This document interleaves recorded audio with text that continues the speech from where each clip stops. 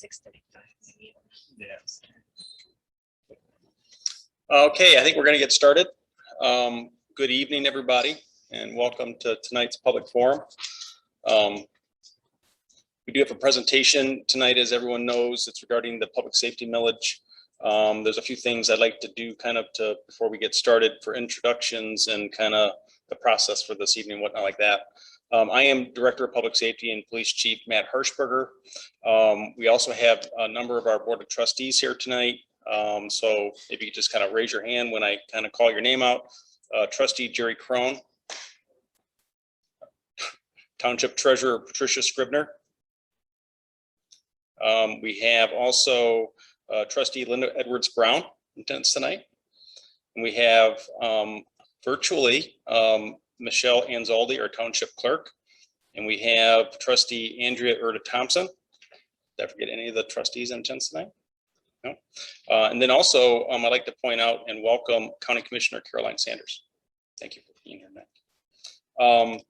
Some of my staff, we have the entire Pittsfield Township team that's been working on this here tonight.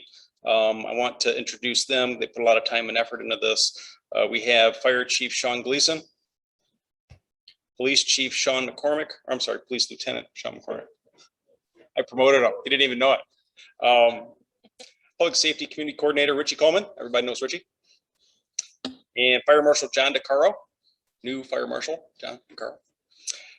We have Community Development Director Jessica West, Finance Director Tracy Watkins, and Community Development Specialist Jonathan Maza.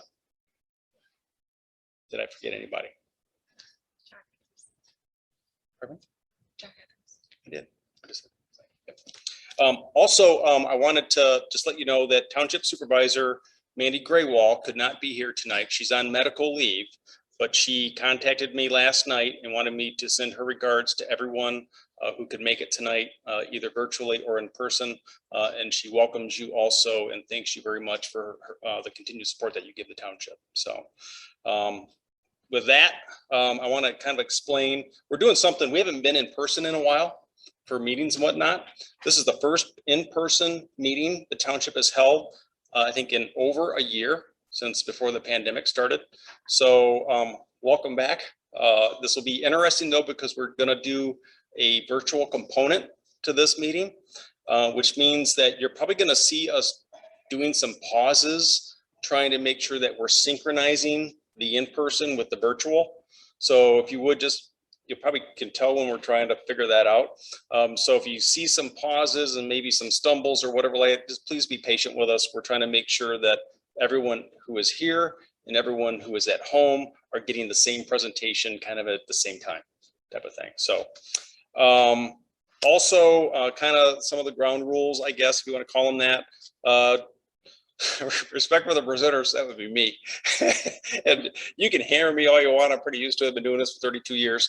And at the end of this thing, we're going to do a question and answer period. You can do comments. If you're doing questions or comments, we're going to ask you though to come up here.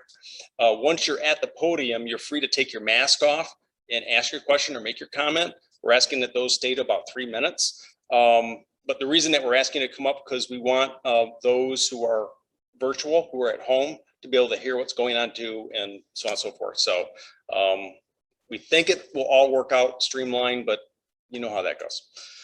Also, flow for the night is, I'm going to do the presentation along with the finance director.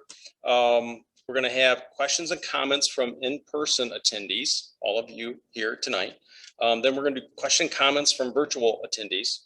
And then we're also going to do some question comments if there were any virtual submitted chat questions or comments, right? That's got all that. Okay. Welcome. And I guess we'll just jump right into the presentation. So everyone knows that the May 4th ballot proposal for our public safety millage did not pass. We received a ton of feedback and information and comments, and we went back to the drawing board. And so the supervisor, myself, finance director, a bunch of township staff began crunching what would be a new proposal. If we needed to go back, we do need to go back. We at least have to go back for a renewal. But sadly, even with the feedback that we received about contributing more from the general fund, which we have, and you'll see that in the presentation tonight, we're simply in a position because the township has not raised the public safety tax rate in the past 10 years. We're in a position because expenditures have outpaced revenues that we have to ask for an increase to. But understanding that the 10-year 3.95 millage failed in May, we kind of just came down to the conclusion that a 5-year 2.95 millage, so a 1 mil increase from where it's at today, would be reasonable. And we can justify that. We'll go through that here in the numbers in a second here. What we hope is that we can answer all of your questions. We can justify that tonight. It does go before the board. This will be my recommendation to the board to pass for the November 2nd ballot as a proposal. And the board will make that decision on July 14th. So that being said, we'll kind of jump into the next page. And just a note, we're asking folks if you have questions, comments, because it's so easy to get me screwed up in my presentation and I'll forget where I'm at or whatever like that. If you could wait till the end, and then we'll provide you more than ample opportunity to ask any questions that you may have, make comments that you have, whatever like that, but we just asked to hold to the end of the presentation. So you are looking at now what I had just explained with the proposed 2.95 mils with the increase from the general fund contribution. You'll see down in, so the plan right now is the current millage expires this year, which is the 1.95 millage. Because we need the increase in funding, the original plan had been to pass the new millage this year, but it wouldn't take effect until 22. We need to have the new millage take effect this year. So the old millage, the current millage, would expire immediately upon this new millage passing, hopefully, in November. So in 21, winter of, you would see that new 1 mil increase on your tax invoice, I guess, from the township. That funding from this year, that increased funding would go into next year's 22's budget. The township operates on a calendar year, fiscal year. So, so that in mind, looking at budget year 22, the estimated revenue, 6.5 million, that is with the increase. Currently, with the 1.95, we get about 4 million. So it's about a $2 million increase into that revenue, approximately. 23, you'll see that increases. We built in a 5%. Actually, next year was a 3.5%, 3.9%. And then every year after that, we built in a 5% to try to take into account all the things that we normally would see, including development that we currently have taking place, that we expect hopefully at some point to be done in that 5-year period. Also, you'll see right in the line below that, the general fund transfer in. It is currently $6 million. The township has been increasing that amount over the last number of years. When I first got here 12 years ago, I think it was 4.5 million or 5 million. It is now 6 million and has been for the last several years. That will stay the same as we're trying to evaluate where the increased funding from general fund is going to come from, because right now it's allocated to other township departments for operations and staff. And then year 23, you'll start to see that transfer increase from 6.25 million, 6.5 million, up to 6.75 million for the last 2 years of the 5-year millage. The countywide millage, countywide public safety mental health millage, it was an 8-year millage. We still have that. It's still coming in. Will continue to come in for these 5 years. However, it is due to expire the last year in 26. We don't know if it's going to be renewed. It hasn't been determined yet. It's, from what I read, they're going to propose that it come back and they will shoot for a renewal in 24. But right now, we cannot say that we'll get that funding in 27, which is another reason why we said that a 5-year millage is the way to go. I thought I was saying something wrong. So that's another reason why we determined that a 5-year millage would be a good place to kind of stop at that point, because then we would have a chance to determine in 3-4 years from now, where are we at? What's going on with the countywide millage? What do we have going on for development? What's been going on economically? So in 3-4 years from now, we can come back and have this conversation again and figure out what is going on and what are we going to do for the next 5 years or 10 years or whatever the township wants to do for after this 5-year millage. So, and then there are other non-tax revenue items that have always been in public safety budget. It's service contracts for the U of M football games that we provide personnel. We get reimbursed for those. Other events that we have money coming in that folks reimburse us for those costs. We get grants. There are other fees, FOIA, stuff like that. Also our ordinance fines and fees and things of that nature. All that's wrapped up into that miscellaneous other at the bottom.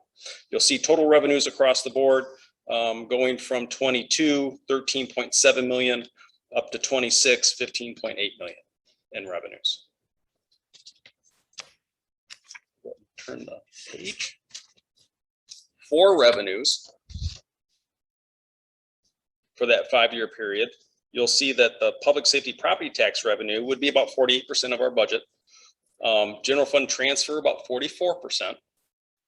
Countywide public safety millage 5%, and then the other non-tax revenue is about 3%. Just dividing that up into a pie chart for you. Next page. So this is the expenditure, revenue and expenditure, and shows the fund balance. And what I want to point to first is the second line, the 21, this year's budget, if you don't mind. Our estimated total revenue this year was 11.3 million. With our appropriations between police department, fire department, and support services being 11.8 for expenditures, total appropriations. And what you'll see, and we have a fund balance right now of just shy of $3 million coming in from last year. We've been fiscally responsible. We've been making the cutbacks and other adjustments that we need to do to try to stay in the black. It hasn't happened every year, hence why we could not continue to have dispatch, and other things that we had to do with staffing cuts. But you'll see in 21 that the department overall is going to go into the red to the tune of about $443,000.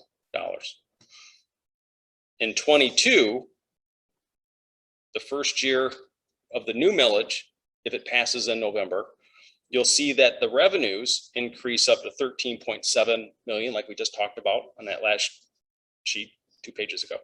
And then the overall appropriations going up to 14.1 million. And I'll cover those extra expenditures here in a second.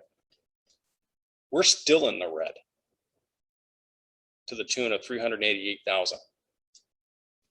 So that will come out of our fund balance. So this year and next year, we will be reducing our fund balance. That's even with the approved millage with the increase in 22.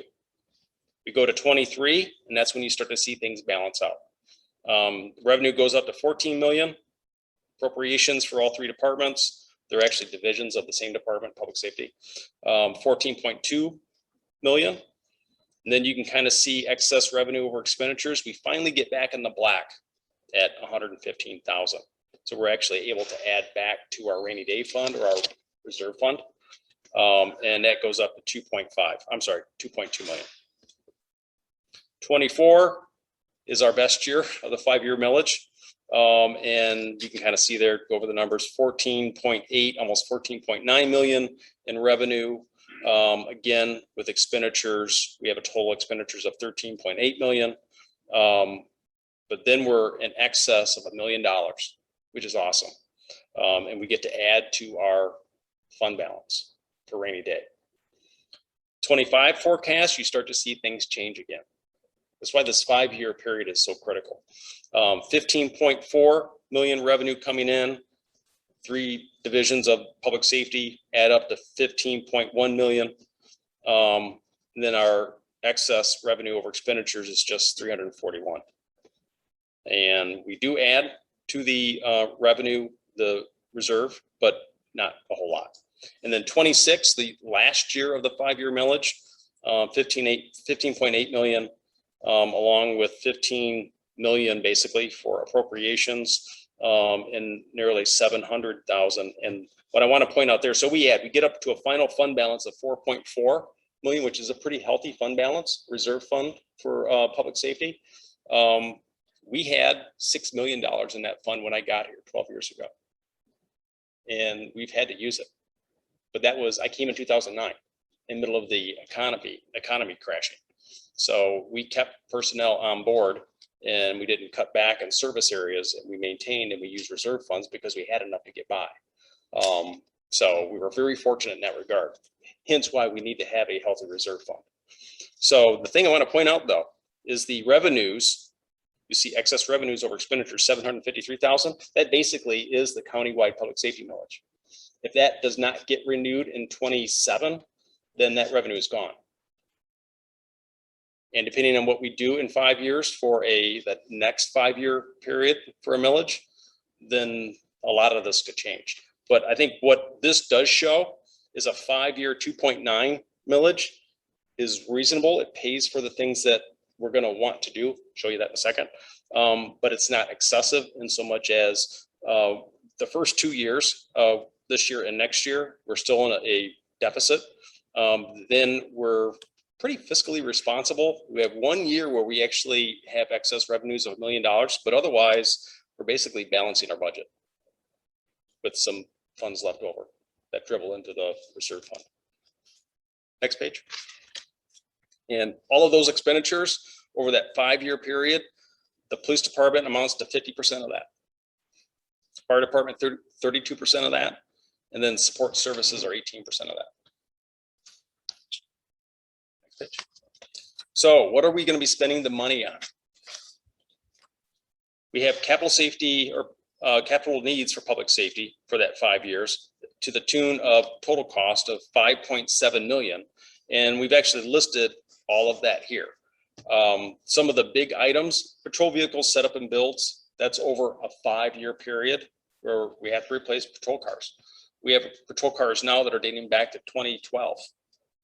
And we're having to maintain those, and we're stacking well over 100,000 miles. Some cars have 130,000 miles on them. So we do what we can to maintain our fleet, but there is a process. Every year we have to replace vehicles. The equipment inside the vehicles lasts for a period of time, but when you have in-car cameras, you have in-car computers, you have sirens and lights and the cages and the gun racks and all the other equipment that you have, there's simply a life expectancy to that equipment. So you can actually see in that first line under patrol, where we have in-car computers, we are due to be swapping out in-car computers over the next year or two. So we are trying to be systematic in how we're applying those capital expenditures. The fire department needs to have another pumper or an engine. And those are 500,000, 550,000 per vehicle. Unlike a patrol car, that's 30, 40,000. So just the refurbishment of the aerial tower for the fire department, which, Sean, how old is that? 15 years, is approximately $400,000. So fire apparatus is extremely expensive. You don't have to buy it as frequently, but you still have to replace it occasionally. So some of the other items that we have in here, DPS facility renovations at 600,000. We do, you have to maintain your facilities. Right now in our main public safety building at Station 1 here, right next to Township Hall, we have our roof leaked this over the winter because of the freezing issues that were going on. We have a bunch of ceiling tiles that are gone. And the contractor's saying that we need to have insulation blown into the ceiling rafters or whatever like that. So along with a bunch of other things that are going on in the buildings, that building actually was built in, I think, 1985 when it was for 76 by 85 when police moved in. Yeah. So those are the expenditures. Feel free to ask any questions that you may have about those. The larger items I kind of talked about a little bit. Just so everybody knows that we have the in-car, the Board of Trustees approved the body camera purchase. It will be a 5-year program. So at some point during this 5 years, we will need to swap those out. We've had the tasers now for a number of years. We also have a replacement process for those. We have currently in-car cameras, but it's a different platform than the body cameras. So at some point we need to switch those over to the same platform so the two systems synchronize. And then we have bulletproof vests. Just, you know, basically it's expensive running a police department, fire department, and the support services department. So that is that. Please turn the page. And then public safety personnel needs. So for the 5-year term of this millage, if it's approved, what you're going to see the township strive to do, commit to do. In 22, hire an extra. We've been trying to hire this position for the last 3 or 4 years. At least one traffic safety officer, one officer who will specifically focus on traffic safety.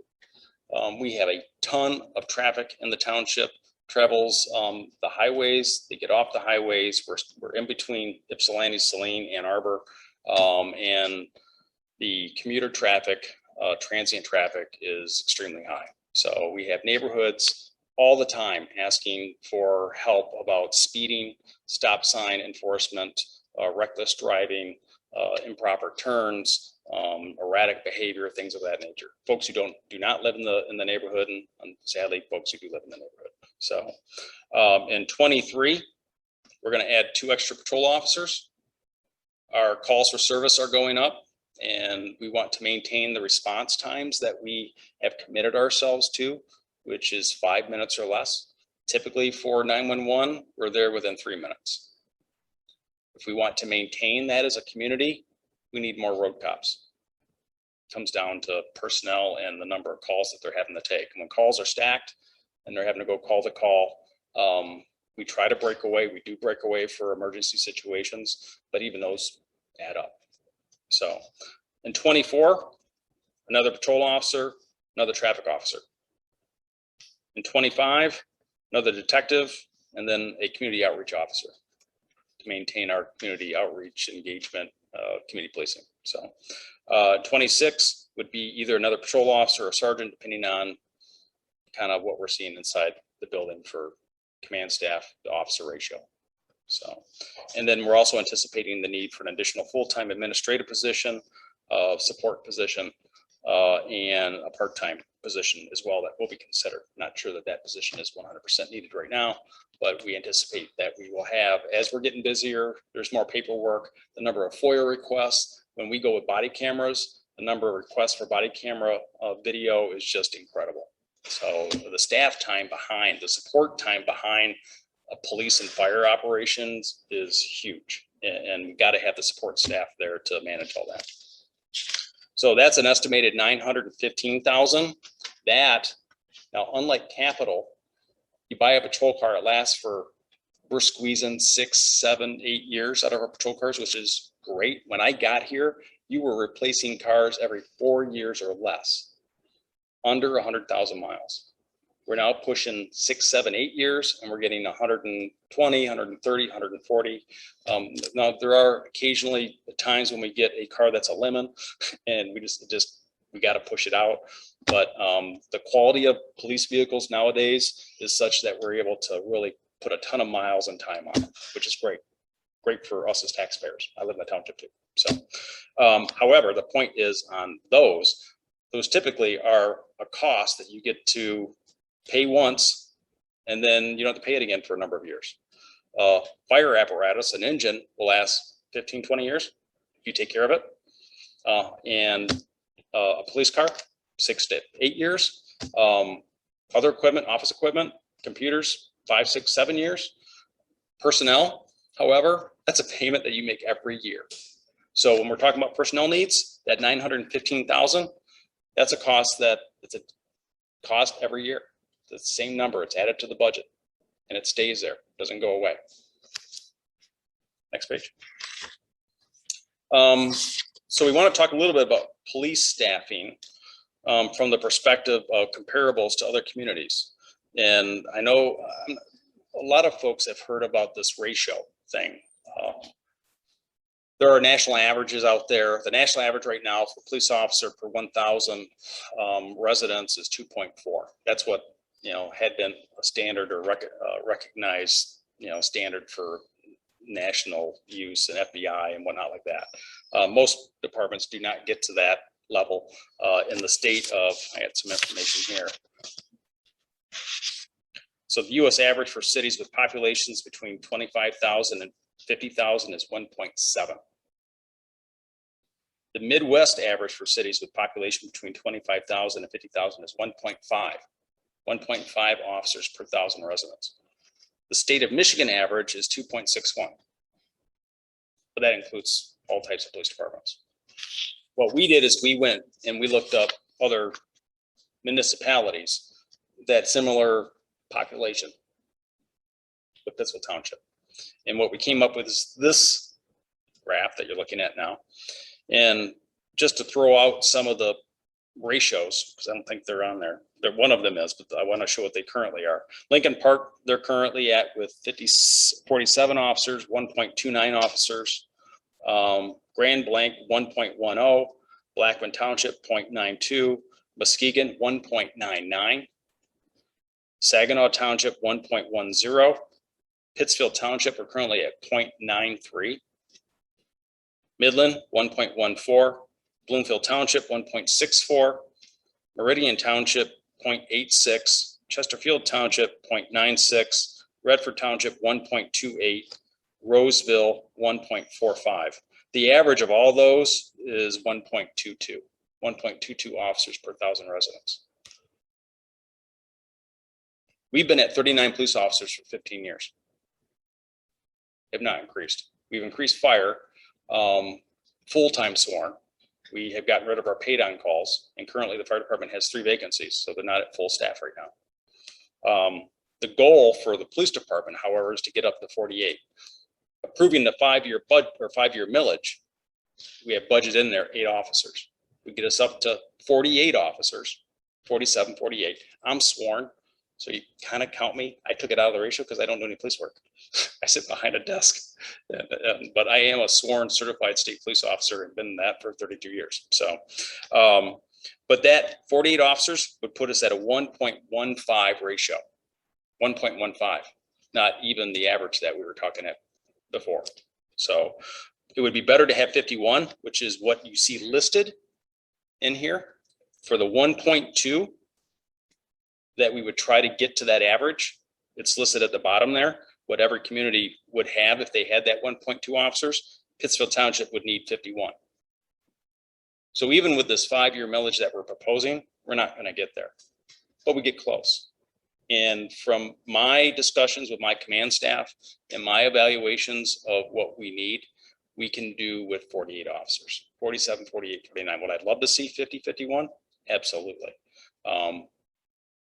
Budget conscious, fiscal responsibility says that we need to come down to reality, and 48, 47, 48 is a doable number. So let's change page. And then this just shows, this graph here, where we're at with our revenues, expenditures, and the fund balance. The green bars are the revenues. The yellow bars or gold are the expenditures. So you see pretty much if we stay in line, there's that 2024 that we are ahead by that $1 million a little bit. But for the most part, we're doing really good on maintaining a responsible budget. And our fund balance grows a little bit. We stay healthy. And that's with the general fund contributing much more to public safety, which is what residents asked for in response to that last millage. So at this point, we're going to cover some tax information for you, so you can kind of get a picture of what this means. The 5-year 2.95 millage will cost you. So I'm going to ask Tracy Watkins, our finance director, to come up here and kind of go through a few more slides. Go ahead and turn that. I'll get out of the way. Good evening. Once again, my name is Tracy Watkins and I'm the finance director here. Just want to walk you through a couple different ways to find your taxable value. In early part of the year, every year, the township sends out a notice of assessment. That notice of assessment has to be sent to you 14 days before the Board of Review meets, and they usually meet the second Monday in the month of March. So you will get this notice sometime late January, February, so you can see what your the new assessment value is. The second arrow to the left down, the line number 1 is your taxable value. Your change in your taxable value here is the third arrow pointing down. And for this example, we have a property owner whose taxable value is $239,878. Then for the township assesses their taxes on the fall or the winter taxes. You'll receive your winter taxes. They are mailed out December 1st. And in this example is what your tax bill would look like. To the top right corner is where your taxable value is. That number would flow from the assessment notice into your tax bill, and that's where you will be taxed. Now, the township tax in this example is sort of a little bit down from the top there, and that's when you look at your tax bill, you will see township taxes. That's what we have our millages on. Now, we have 3 different millages that are all combined, and that would be a total tax bill. But for tonight's purposes, we're just looking at the public safety. And then down on the bottom of your tax bill tells you what fiscal years these taxes that we collect are for. And in this example, when we levy at December 1st, it will be for the following year in 2022. Now, the same example, the same property owner who has this taxable value, you put in their taxable value of $239,878. At the 1.95 that we currently have, they will be paying $467. When we increase that by 1 mil, their total tax for just the public safety is $707, which equates to about $240 a year, or about $20 a month.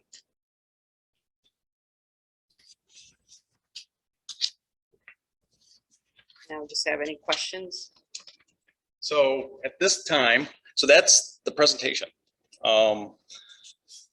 We want to open it up to questions and comments. We will be here as long as we need to be here to make sure that everyone has an opportunity to either say what they have to say or get their questions answered. Anyone here who wants to start? Sir, you come right up here and you take your mask off and see what you got to say, and then we'll go from there. Share my name? Yes, please. I'm James Osborne. I've lived here for 24 years. A question I have is, the property tax grows at the rate of inflation or faster if a home is sold. And so therefore, I would think that the property taxes would keep even with the growth, unless there's a problem with new construction not paying their way. So that's the first question. And the next question, which is related, is there's been a lot of different construction, whether it's businesses that may have special needs for fire. I know the place where I've worked in Northfield Township, they've had to pay for fire equipment because it's a plastics facility and there's nothing else in the township that has that kind of a need. And also, do apartments pay a lower rate per unit than single family homes? What's the amount per the average single family home versus the average apartment dweller? So those are some of my questions. And also, what are support services? That's kind of a vague thing if you don't know what it is. So I'm sure that can be easily answered. And also, the county millage is supposed to end in 4 years. So wouldn't it make sense to have this millage go for 4 years? And then at the end of 4 years, if the millage that the county has is renewed, that's good. If it's not renewed, you would have to then reevaluate, because you don't want to have a sudden drop in your tax revenue. Thank you. Thank you very much. I might need help remembering all your questions. So, oh, awesome. Thank you very much. I appreciate that. Yep. Gotcha. So I know that with regard to the property, and I'm gonna need some help from Tracy on this. The property tax grows at the inflation rate, and she can talk about that a little bit, but I did mention in the revenues that we had forecast for the 5 years, we placed in there, I believe the inflation rate and what we believe that we're gonna get for increase for development.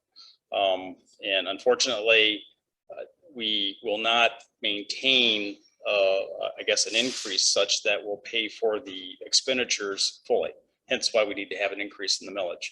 And I think probably I should turn over to Tracy at this point. I can kind of take over for some of these other questions. She can explain a couple other things. Well, as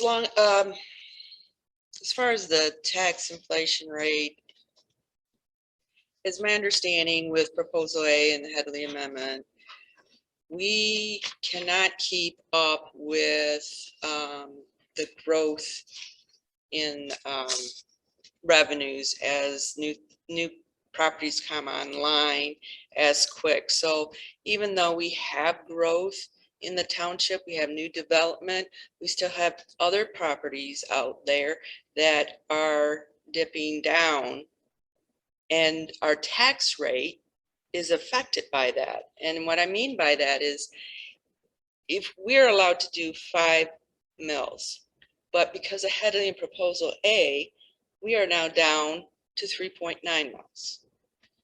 So we cannot, even though that number of our taxable value going up, our tax rate is going down. Therefore, we kind of have a flat line. We're not growing as fast as you see out there.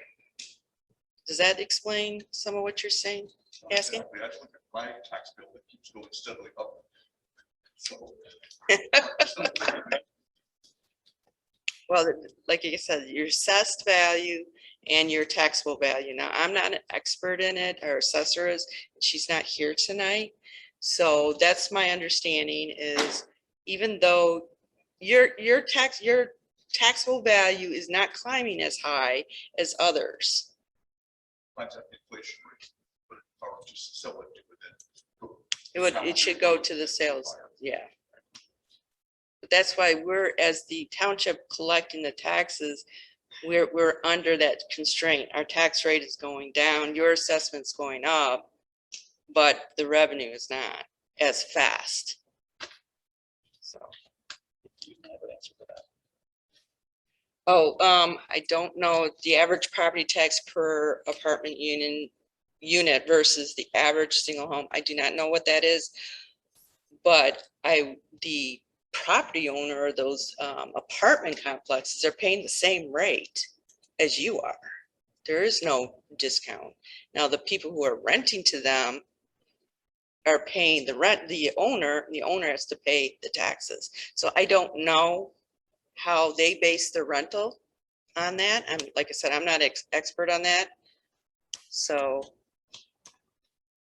is that fair to say, or? well, would be the value of paid by the unit divided by the number of apartment units. Well, and like I said, I'm not a property owner in that, but I do know that the apartment complexes pay the same rate as you do in taxes. Handle the rest. Support services. Yeah. So, and then the other questions here about fire apparatus, protection equipment. We have the equipment necessary right now for what development that we have going on. We do have a ladder truck and an aerial tower. We have 3 engines. So at this time, what we're looking at is replacement and refurbishment costs. Not that we have to buy any new equipment at this time for any development that's going on currently, or planned for that matter. And then the countywide public safety millage, that actually ends in 26, and they're talking about coming back, from what I know of, in 24. They have the conversation about renewal. So we'll know before the end of this millage, but we can't plan on it passing or not. We know that it goes through 26. So, which is the end of the 5 years that we have. So, but however, by the time that we have our conversation about the next millage afterwards, we'll know what is going on with the countywide public safety millage. So we'll have that information at hand in order to make our decision about what we need to do. And, oh, support services. So actually I'm in support services because I no longer do real police work. And the fire chief is, but all of our administrative support staff are too. So front desk folks, administrative services manager, crossing guards, things of that nature are at much smaller budget. Richie is in that budget as well. So thank you very much. Put that back. Have it? Okay, thank you. Another question, please, ma'am.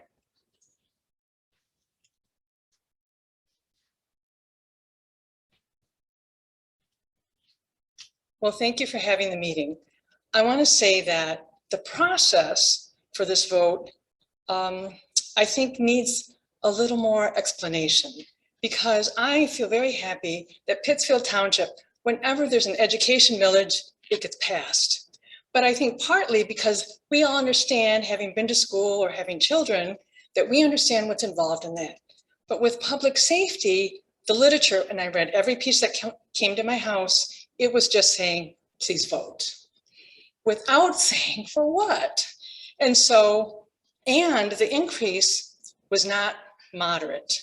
It was, I don't know if the rate was exactly double, but it was significant. So then my neighbors and on the next door, which many of you I'm sure are on, we were reluctant. And so that's why it went down. And it seemed like it was planned. So like, well, if it goes down, we'll try again. But near the end of the process, then there started to be more explanation as to what it could be used for. But as your question was, which is mine and probably many others, is that the one explanation that was in the literature was because the population is increasing, that's why we need more police. Well, yes, but the base, the property tax, which supports that, it's increasing as well. And that was not addressed, that wasn't explained. And with all this information, sometimes if it's too specific, we get lost in the details. And if it's just vote for it, then it doesn't happen. So it needs to be somewhere in between there so that it's a reasonable conversation and that it's more easily understood is what I think would be beneficial. Now, one of the things I was surprised is that they said that that tax base is only funds 40%, and I thought it would be higher than that.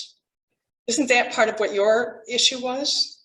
If only 40% is used, that would make a significant difference. Isn't that, sir, isn't that part of what your question was? Yeah, because that would explain the funding, right? And so if Pittsfield is growing so much, but and the base that supports the funding, I think if there were a few more examples of that, then it would begin to make more sense. But thank you again for having an explanatory meeting, because without that, I think we're just in a vicious cycle.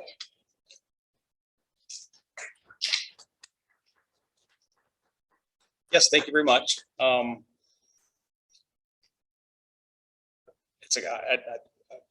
Did you mean for me to comment back on that, or was it just, okay. So I mean, with regard really, and it does come down to, we totally understand that justification for the 10-year 3.95 millage ultimately wasn't satisfactory. Obviously, it didn't pass. And I mean, that is why we're here tonight. We're here to explain why we need to have a 5-year 2.95 millage to get by for 5 years, so we can have another conversation 5 years from now, 4 years from now, to say, where do we go from here? I will be very honest with you that the 10,000 residents that we have seen an increase proportionally doesn't really get us to where we need to pay for the services that we render from the fire and police side. Sadly, I know that a lot of folks who have very nice homes, I live in the township too, and I pay township taxes, but we don't get a big bang for the buck by individual residences. We get bigger bang by neighborhood, and we get much bigger bang by retail commercial. And So it does, you know, when you look at the number of total neighborhoods that go in, or residential or commercial and retail areas that go in, then that definitely does help. But unfortunately, as we have said tonight, calculating a 5% increase in revenues from property development, even that isn't satisfactory, and the 5% is an amount that we may not see.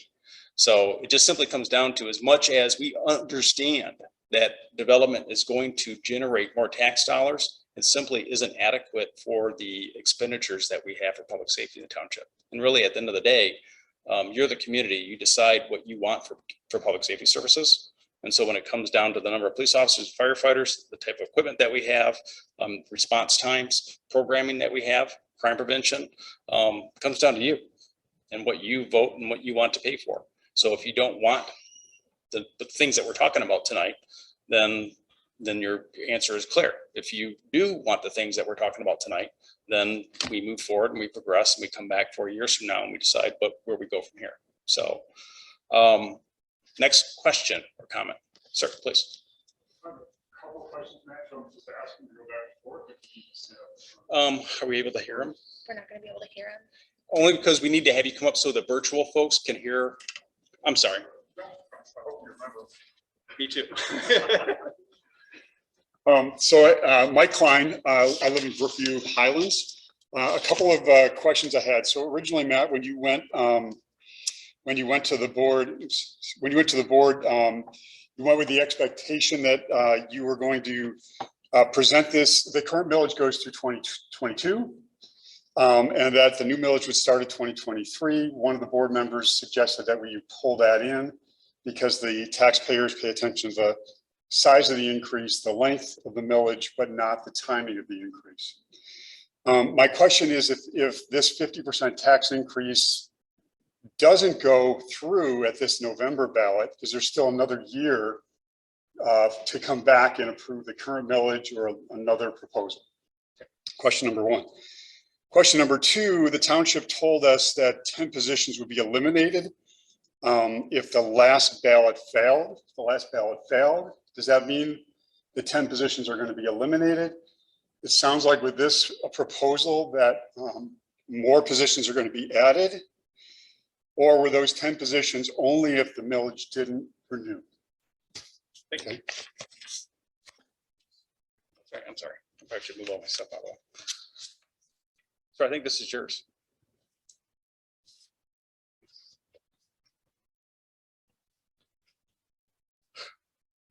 So the first answer to the first question is the current millage does run through this year.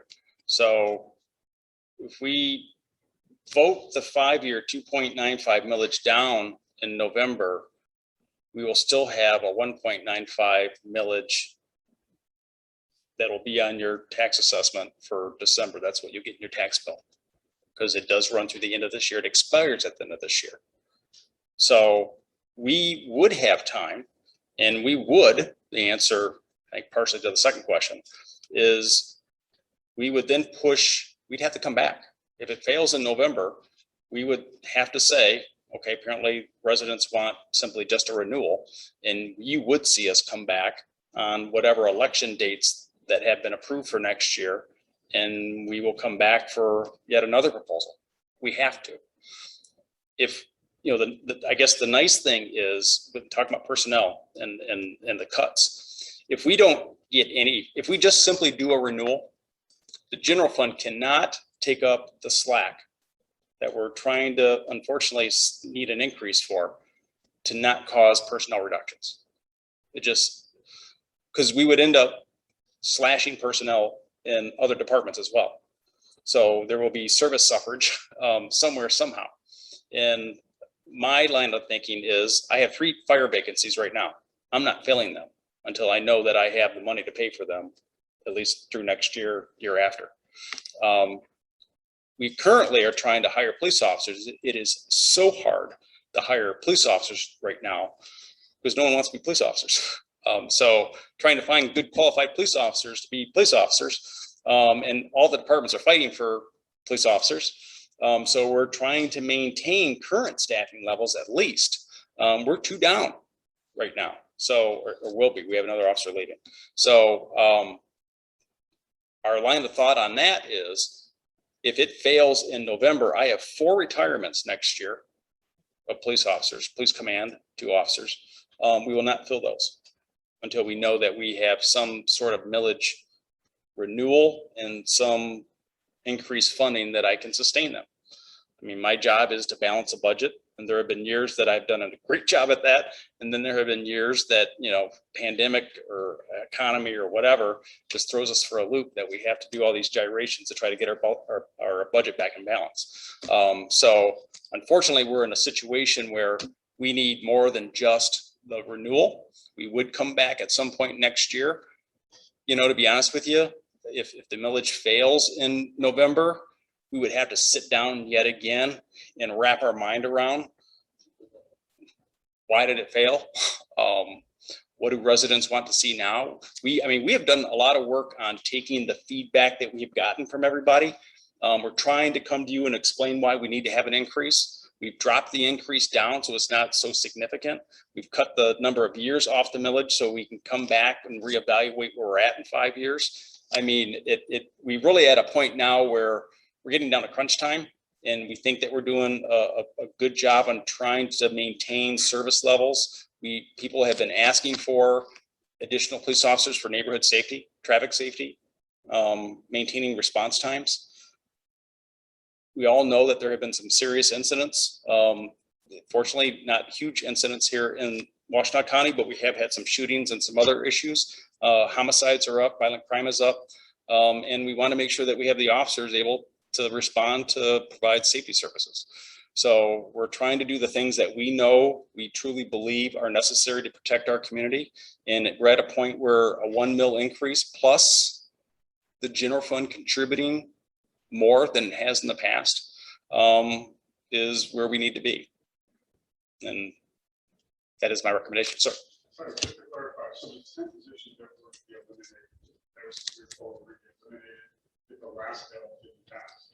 Was that if the millage didn't renew at all, or the 10 positions were eliminated if the current millage was renewed? And if we go for the new millage, how much are you going to add about 10 more positions? I need to repeat the question. Question is, with the 10, I think it's 8 or 9 positions, there was a part-time position there as well, that we have committed to if we get the additional funding. And would we have to cut personnel if we simply don't get this current millage approved in November, or if we don't get a simple renewal at some point down the road? Kind of the correlation there. Type of thing. I'm trying to understand, the question is, current millage, do you still have to cut headcount? The additional millage, you're going to add headcount, or is it you're cutting headcount, there's no millage approved whatsoever? Just trying to understand where that line is. Right. Where was that 10 headcount that was going to be reduced? We were told last. Right. What level is that? So the reduction was if we got no increase in the millage. So if we simply were to go for a renewal, we're in a situation we have to cut personnel. And it was 6 police officers and 4 firefighters from what I remember from, yeah. We're now in a position because the general fund has committed more to public safety, and we still have this 1 mil increase that we're asking for to be able to add the 8 police officer positions and the administrative services positions if you count the part-time. If we have this millage fail in November and we simply end up with a renewal, but with some of the additional monies from general fund, you'll see somewhere in between, and we'll have to crunch those numbers. Again, we're at a point where we're kind of waiting to see kind of what the voters want to do in November. And if they come back with, nope, you're not getting 5 years and a 2.95, we'll have to sit down and go, where are we at and what's really going on here? So does that answer what you're trying to get at? Oh, awesome. Who has another question? Sir.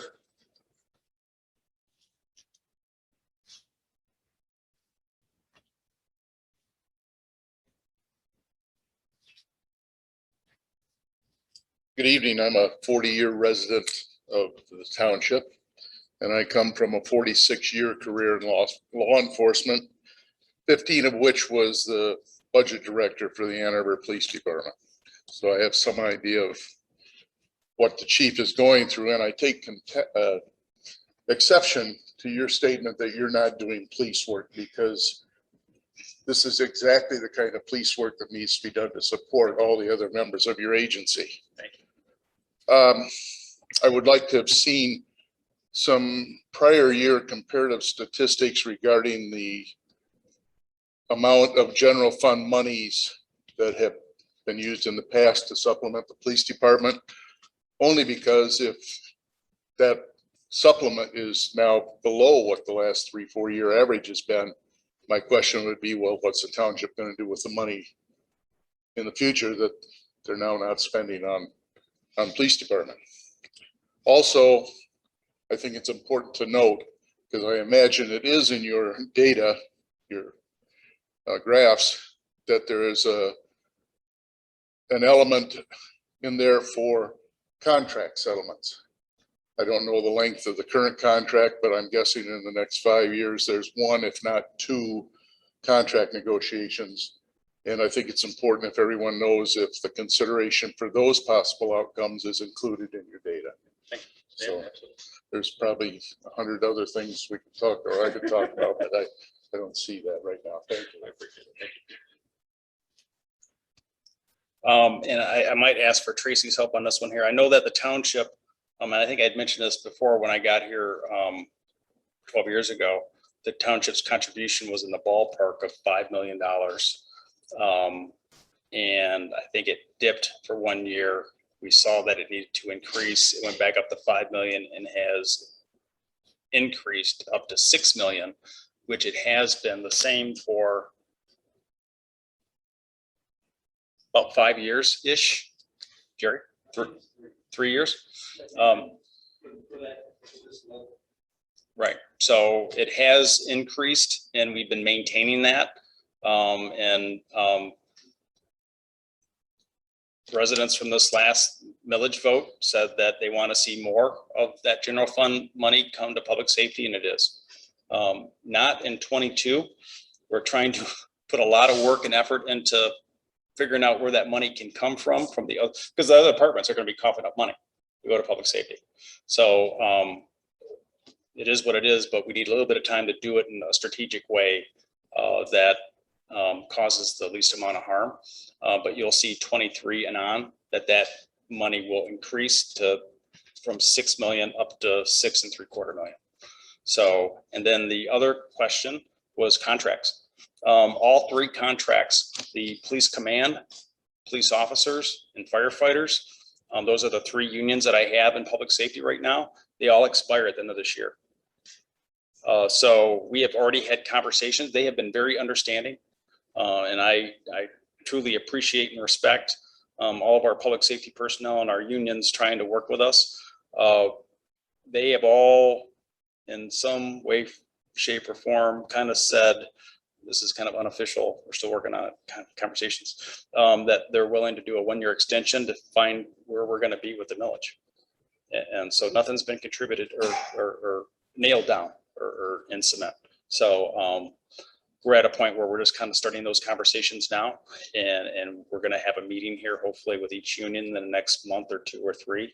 And basically we're going to be pushing off negotiations into next year because we don't know what's going on. We don't know what level of funding that we're going to have.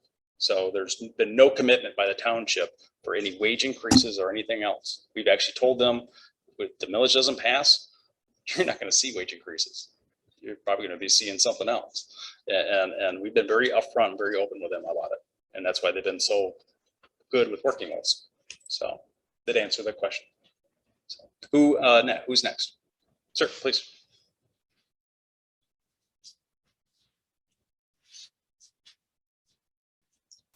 My name is Paul Adams. I live just over here in Hidden Creek.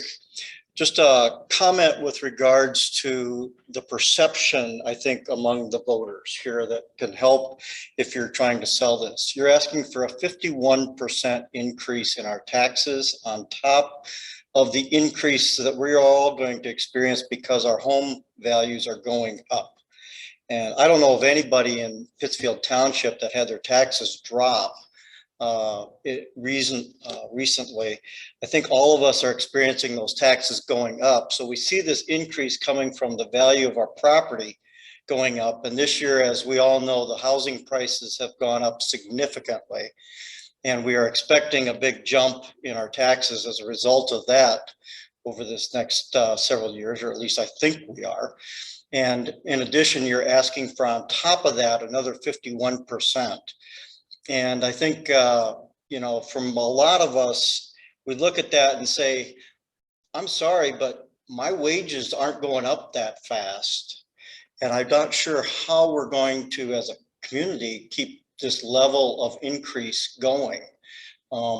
We really have to think in terms of how many of us are making an additional 50% in 5 years, or how many of us are, and then you add on to that the extra from your property taxes, and you realize that our incomes can't sustain this rate of increase.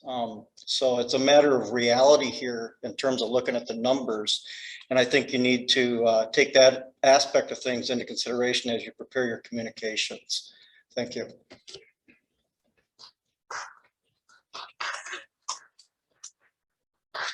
Okay, I just want to make a comment too. It's not a 50% increase in your taxes. We're asking for 1 mil out of the 6.339 millage that we're asking for. So we're asking for 1 additional mil that comes up to be about 15% increase. It's not 50%. I know, but that's not your tax bill is not going up 50%. For this part, but as a grand total of your taxes is not 50%. It's a fraction. It's about 15%.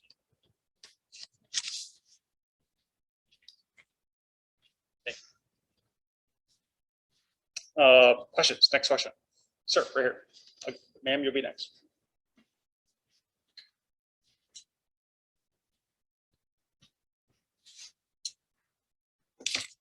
My name is Lou Lamastro out of Stonebridge. These charts that you have shown us, it would be great if we all could have a copy of those charts. Is that possible?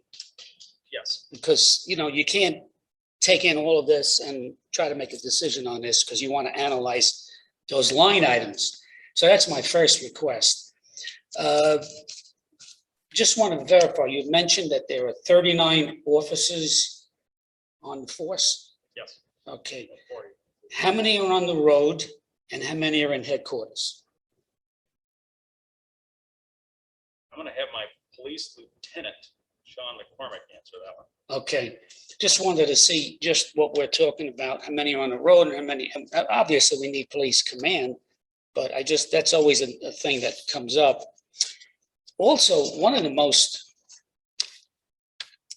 irksome things on the previous proposal, you have Pittsfield matched up with 20 other townships. Let's compare apples with apples. You can't look at those numbers. We have certain number of certain number of crimes, criminal activity, and so on in Pittsfield.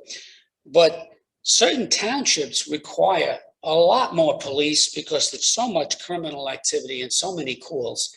So it may look like we don't have enough, but let's see if we can compare better the communities that we're getting matched up with. Let's see if there's any other item I mentioned. The general treasury should be funding the maintenance of all those buildings, not the police, not the fire. That should come out of the general treasury if the roofs are leaking or whatever. Because that is a big dollar amount, and if you try to maintain all your buildings, let the general treasury work that out and not put the burden on your budget. And following up with one of of the residents. We had the Pittsfield increases, we got the county increases, and we got the school increases. So the way I figured it out, in my case, with the last possible request at 3.95, I was going to get a $900 increase per year for 10 years. That's quite a number, quite a lot of money there. So I don't know how that's going to compare with the numbers that our treasurer said of 15%. You just look on your tax bill, with the last increase would have been $900 a year times 10 years. That was another item I had. Forgive me as I was just taking notes. I want to reemphasize again, all those charts, they're good, but we got to analyze them better. And the biggest budget increase seems to be on the police end, which is reasonable. That's how it works out. Fire engines and stuff, they don't get mileage like those police cars. You have to remember, you might have a 10-year-old engine with 19,000 miles on it. Of course, I don't want to start battling with our firemen or anything, but the fire mileage that's put on those fire engines are not the same as the police. So please keep that in mind. Those were some of the notes I came up with, and if you would like to comment on any of those, appreciate it. Thank you. Thank you. So I know that we have, obviously myself as the director and chief, we have 2 lieutenants on the police side, and we have 6 sergeants working road patrol, 1 detective sergeant.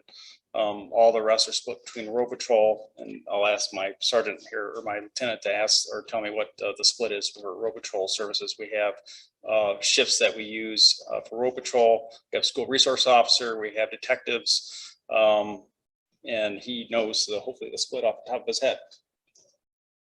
Yep.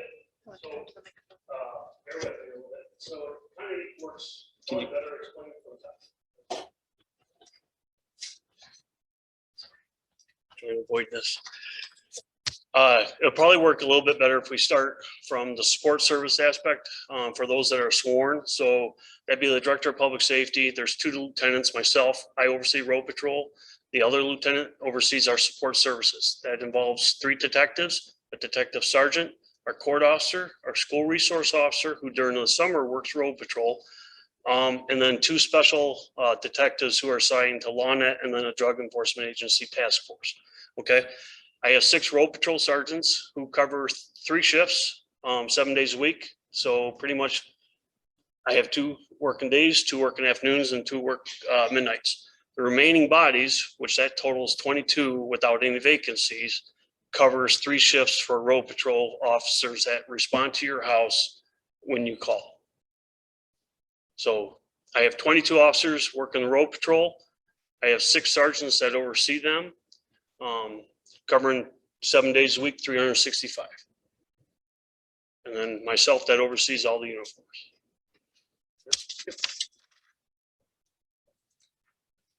And with regard to the report, I think we were going to post this on our website so you can have it. I think we were trying to make sure that any feedback that we got for any changes or anything that we arrived at, what we didn't want to do is be pushing out a bunch of different presentations before the board gets the final one in July. They're going to get the final one July 14th or before it'll come out in the packet. And they will be able to have that handy for them when they make their decision as to what they're going to do for the November ballot. What we don't want to do is keep correcting one. This gentleman back here actually talked about the presentation I did to the board at work session, and that was different than this one. And so what we don't want to do is be pushing out a bunch of different versions of the presentation. We're trying to get feedback to make sure we arrive at one. And once we get that one locked in, then we're going to be pushing it out everywhere. And I'll be coming out. Yes, absolutely. And I'll be coming out. My team will be coming out to various associations. We'll have another public forum down the road.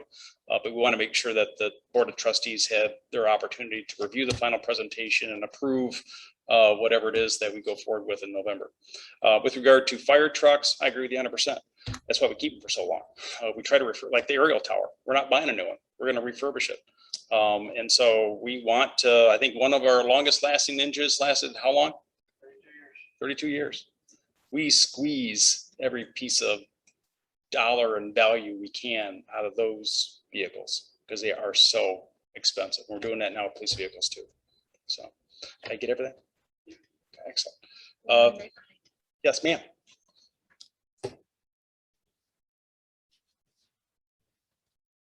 I just had a couple quick comments. I was looking over there and it said it's gonna be only like 20 bucks a month. That sounds like a lot when you think about all the taxes going up, but 20 bucks a month, think about how much you spend at Starbucks. Everybody's got to watch their budget, but 20 bucks to see that the policeman's going to show up at your door in 5 minutes. I've never lived in a community where I've had police respond that fast. I tell you, it gives me a really safe feeling living in this community, knowing that if my alarm goes off in my house, boom, I'm going to have a police officer or two at my doorstep in 5 minutes. So anybody who's trying to break in, they're not going to get far unless they're really, really quick. You got to think about it. Okay, what is important to you? Is it important to feel safe? Know that the police are there when you need them? Or do you mind waiting 10 minutes, 15 minutes for them to show up? They can come in, raid your place, get out, and you're still waiting for the cops to show up because they don't have the staff. Something for everybody to think about. It's up to you. Thank you, ma'am. And I'll add that when it's 911, we're normally there in 3 minutes. So next question, ma'am.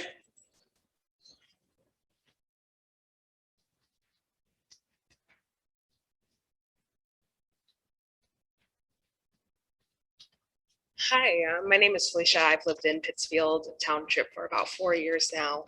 And along with the request to have this information available to all of the residents, it would be good to know exactly what the calls are that police officers are taking currently. I know there was a mention of FOIA requests going up. So really even looking at like what is the outcome of the calls that are being taken right now. Why are the requests going up?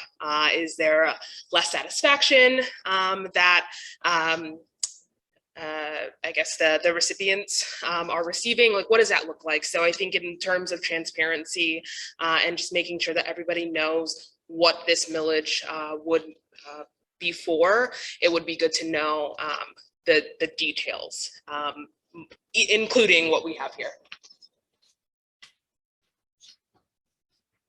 So I can say we participate in crimemapping.com. I know that Richie sends out the biweekly reports. They center around our crime mapping. It gives you an idea of the more serious types of calls that we go on. Has everyone been on crimemapping.com and looked at our reports?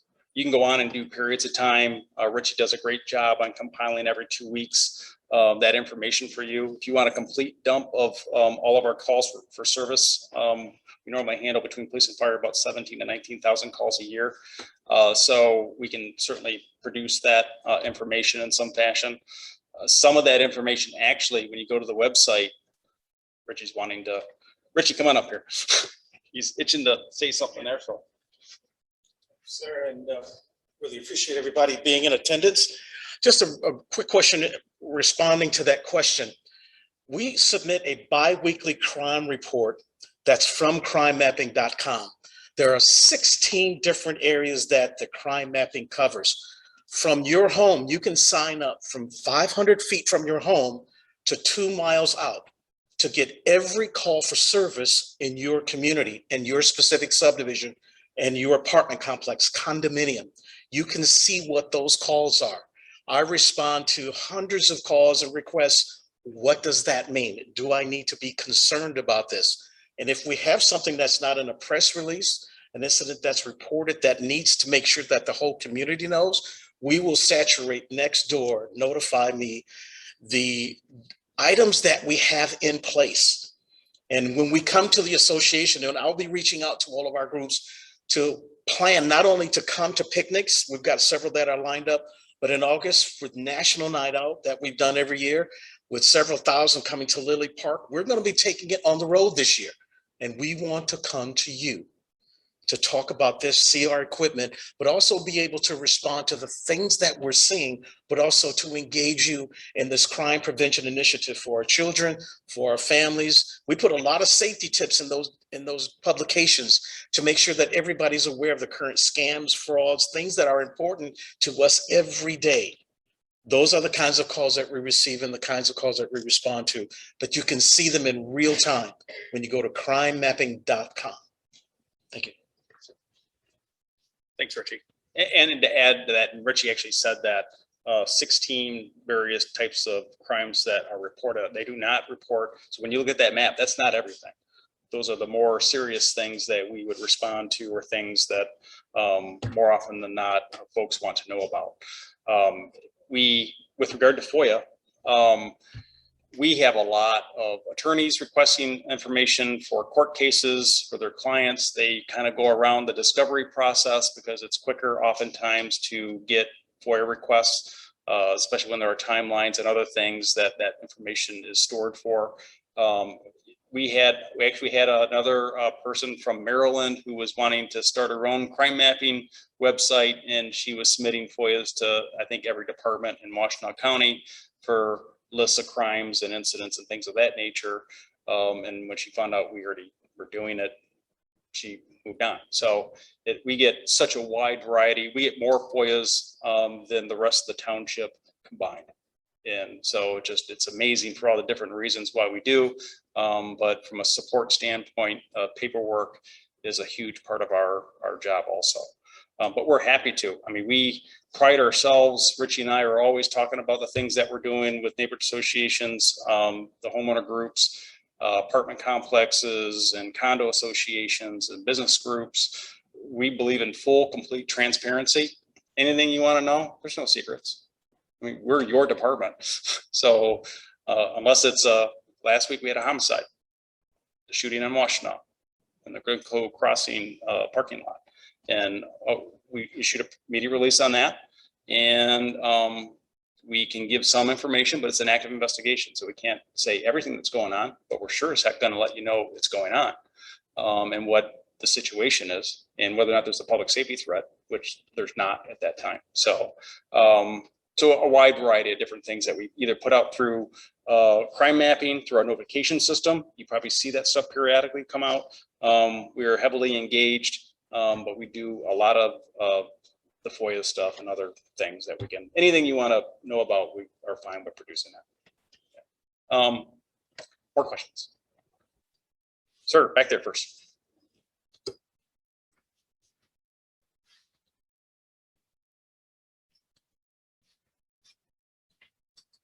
Good evening, everybody.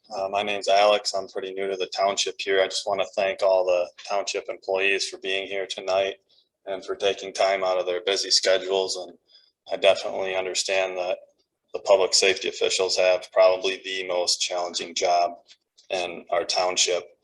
I also want to encourage the board and the public safety department to exhaust and educate all options before raising taxes.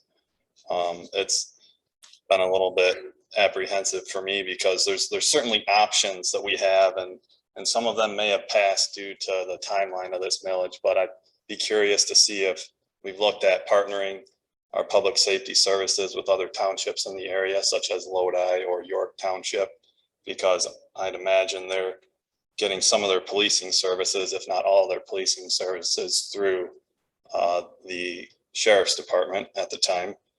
And then I'm also curious as to some of the other utilizations of the township's assets. I looked on the website that said we have public safety cameras in certain parks, but we haven't really utilized those because there's been 0 incidents in said parks. So do we necessarily need those assets? And if not, can we recoup some of that money for the public safety departments?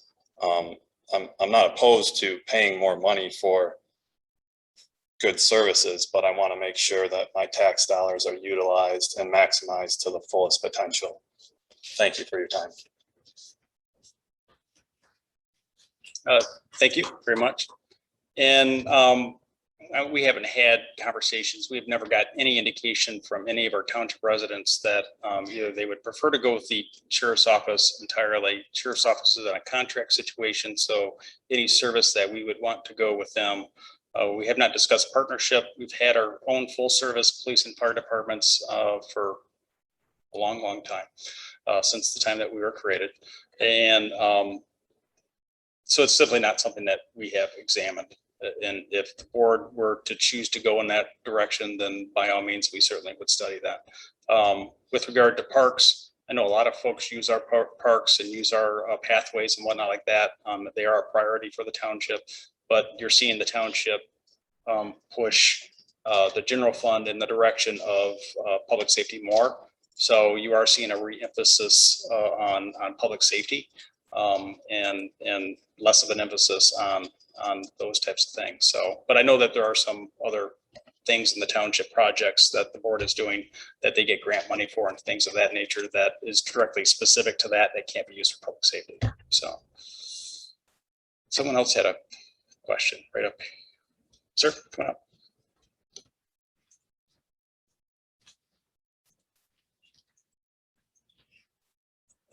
Jim, excuse me, Jim Osborne again. Just a couple of observations.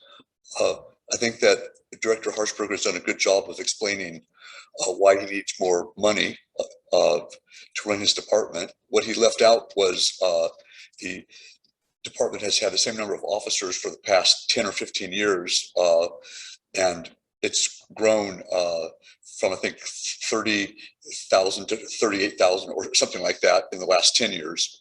So I can see why they need more revenue to cover that. But what seems lacking in this explanation is why the revenue has not kept up from the new development. That's still the big question that I have, and that's outside of your area. So I wonder what's going on with the new development, why it's not paying its way. If that's the case, what exactly is happening? That just has me mystified and asked the questions and they weren't really sure. And that should be a basic thing, because whatever has happened in the past with the new growth, it's there to stay. So we have to cover it. I like the service that we have now with the police. I don't want to have it reduced. My house is unlocked right now because I lost my car key. So I have just my spare key. So, but I don't feel worried about that. And I want it to stay that way. But I would like to know what's happening with this new development. And if it is detrimental, maybe it should not be encouraged by the township directors. But that's just a hypothesis or a question. I don't know. And that's not answered. So that's the answer that I would like for this millage. But I understand why they need some more revenue, because I thought you explained that pretty well. Thank you. And to be honest with you, I'm not sure I as you said, can answer your question about that. So I don't know if Tracy wants to take a stab. We'll have to come back. I know that she said the assessor enrolled, so we'll try to get that. So another thing that we're going to try and do is do a FAQ or a Q&A response where we're getting some of the questions either online or from our forum that we can get answers to, and the ones that were more frequent, post those. So that will help folks who come up with the same questions and going, well, what about this? Oh, that was asked the other night. And so we'll try to make sure that we include some explanation that might satisfy that question. So, sir, please.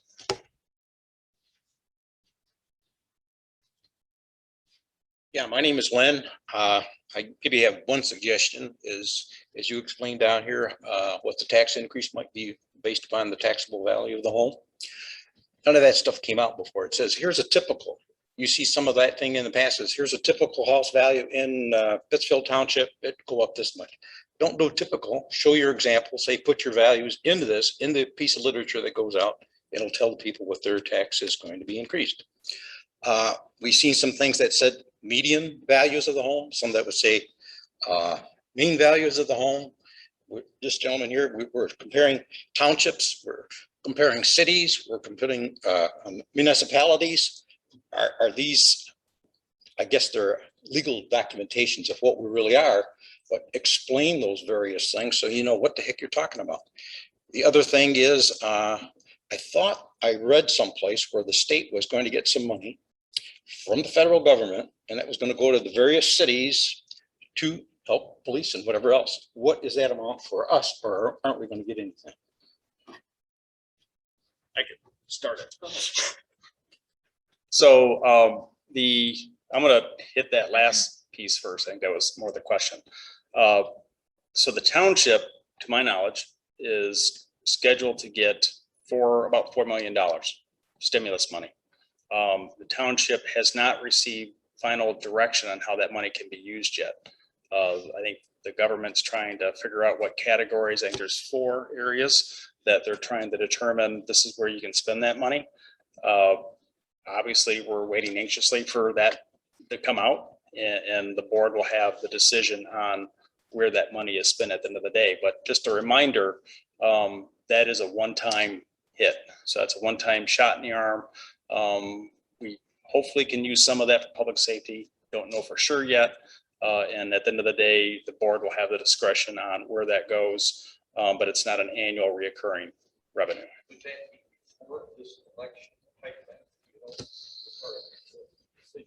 Good question. Repeat the question. Okay, the question was, will we be deciding what the stimulus money is going to pay for before that November election? We are going to try to present it along with the budget that goes. Now, a little bit about the stimulus money. We are scheduled to get a little over $4 million. We'll get half of that money this year, and the other half will come 365 days after that payment. That, like he said, there's 4 different categories that we can spend it on. Right now, we're looking at general services that will hopefully qualify for not only public safety, parks, general services like our roads, our park trails, and all kinds of items. Now, there's a huge formula that I'm right now in the process of going through to figure out how much of that $4 million we can use on those services. Other stuff would be infrastructure of water, sewer. We can use it on and other areas, but our main focus, and that would be up to the supervisor, because we don't know all the ins and outs right now. I'm attending a lot of meetings with the state and to figure out what we can and cannot use that money. Okay, so like he said, it's a one-time shot. So some things we could pay for that will help alleviate some of the purchases that maybe public safety have, but it also will alleviate the general fund. Because when we're talking about taxes or township taxes, when the general fund is shifting money over to public safety, then we have services like your Parks and Rec department that are going to suffer. You're going to have your roads suffer. You're going to have other items here that are really dear to you guys that will suffer too. So we're trying to make that balance. And that's why we want to go to the public and say, if you increase public safety by another mill, we know that mill can only be paid or used for public safety. It cannot be used to pay for a trail. So that's why we're trying to get the money to pay for just that service. General fund can only support so much. And as things increase, like I said, your township roads, meaning your subdivisions that have all been redone or in the process of being redone, that's every 10 years. That's a huge shot. That's over $4 million that we had a bond for, and we're still not done. So that money's got to come from somewhere. It comes from the general fund. So that's why we're here tonight. It's for this 1 mill additional to be totally dedicated just for public safety.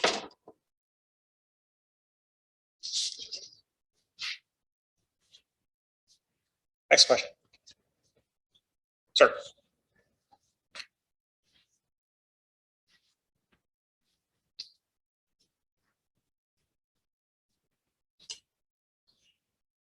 Good evening.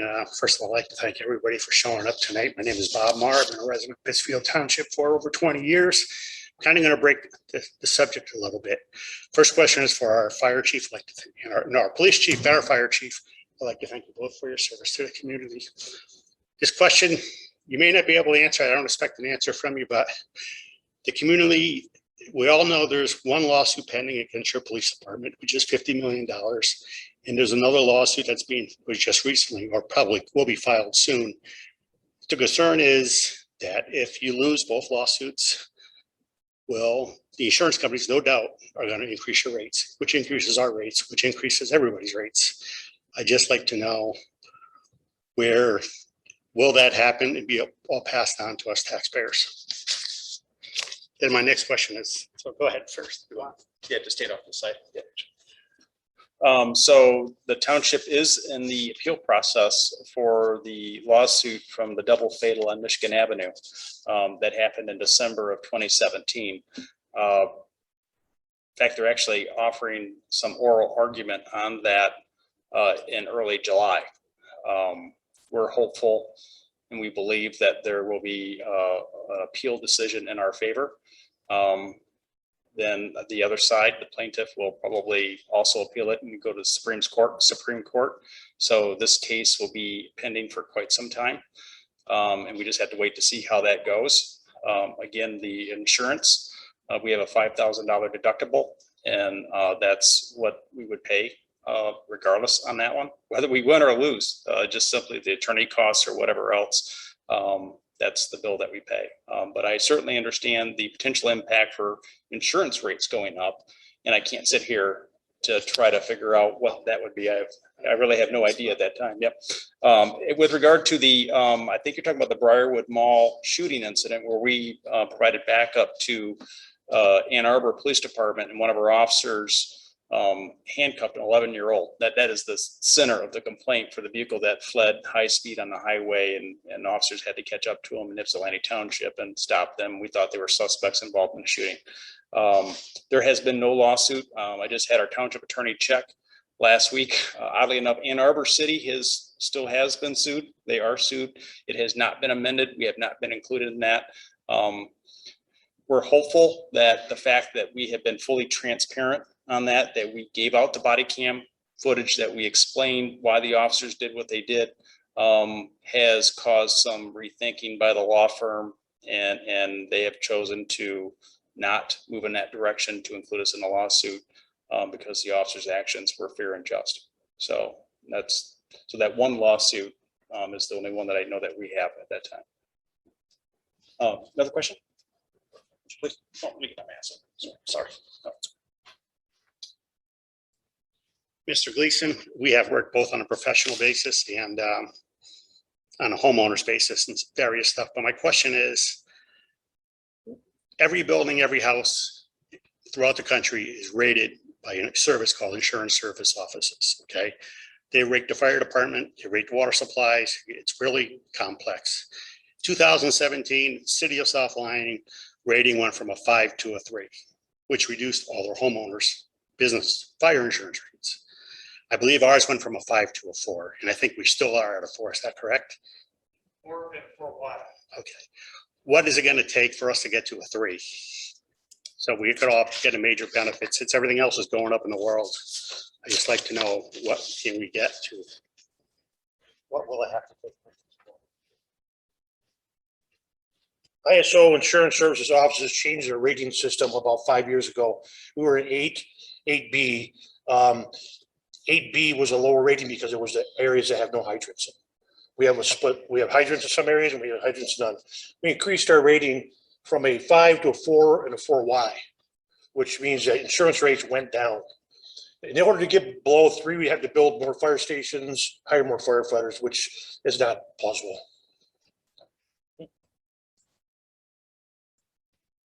Final question is for our new fire marshal, John.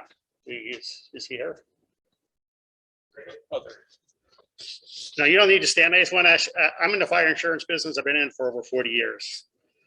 Just like to know, because I can't get this information from the state of Michigan Fire Marshal or Safety Board. Are you NFPA 1031 fire inspector? Not yet. Okay. Thank you. And you're from in-house, right? You didn't come from an outside agency? Okay. Thank you. Other question? Sir?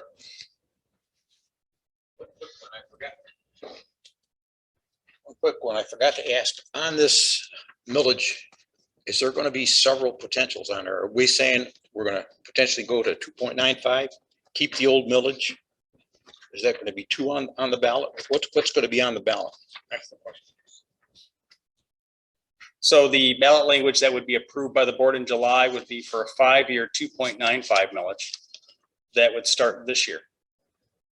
If it passes in November, the current millage of 1.95 is immediately canceled and is no longer in effect. So your assessment, tax assessment, that the bill that you would receive in December is for 2.95 mils, not also the other one. That'll be gone at that point. If the millage proposal in November does not pass, it'll be the same millage, which expires at the end of this year, the current 1.95. Did I answer it the way you? Okay. Any other questions from here? We still have virtual. Sir.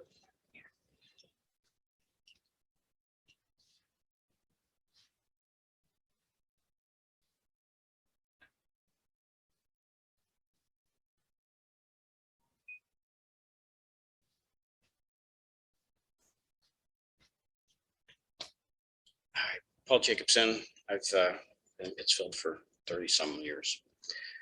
My question is, I'm trying to understand, earlier it was mentioned that the township contributed about $5 million a year about 12 years ago, and now it's at 6.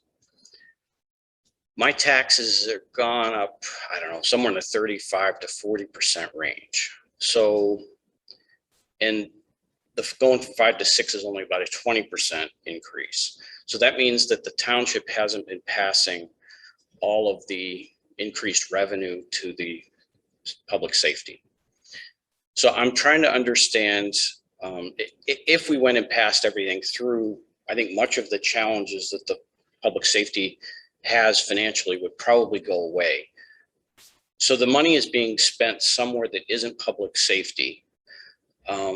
And I guess I'd kind of like to understand where that is, so we can kind of understand if that's something we want or don't. It may be great stuff. I'm not sure, because I'm not sure what it is.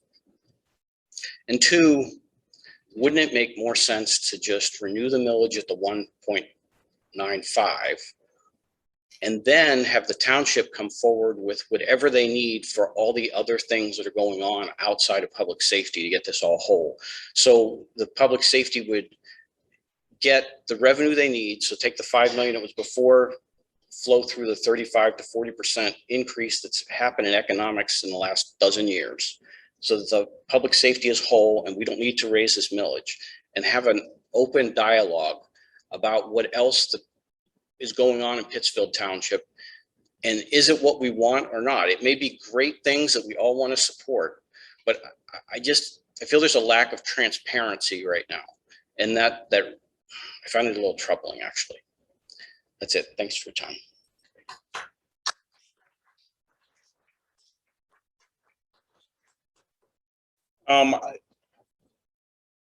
Other than the township trying to provide some additional information with regard to general fund and where that money goes, I don't know if Tracy can speak to that at all.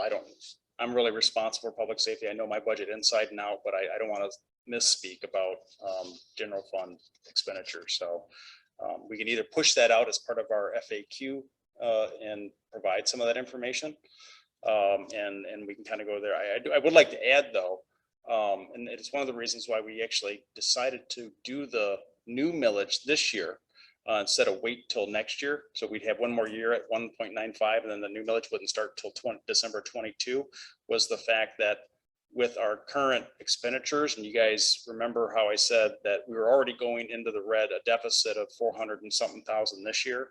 Next year was trying to maintain the positions that we currently have for one more year without any new funding, even with what little bit the general fund could provide for additional funding. We would still see a huge deficit next year. It put us in such a hole that I'm not sure that we have that opportunity to wait another year without basically blowing through almost all of our reserve fund in public safety before deciding that we just needed to do what we have requested to do this year. So, I mean, when we got down to it, I don't necessarily disagree with the thought process of trying to evaluate all that and assess it and have that dialogue.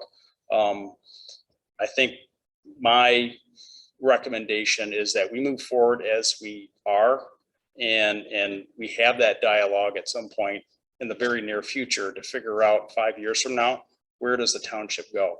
And how much of a priority is public safety versus the other general fund departments and the activities that they're doing. So good discussion. I think it needs to happen. But I'm not sure that we have the timing necessary to be able to do that. Sanders, Commissioner Sanders.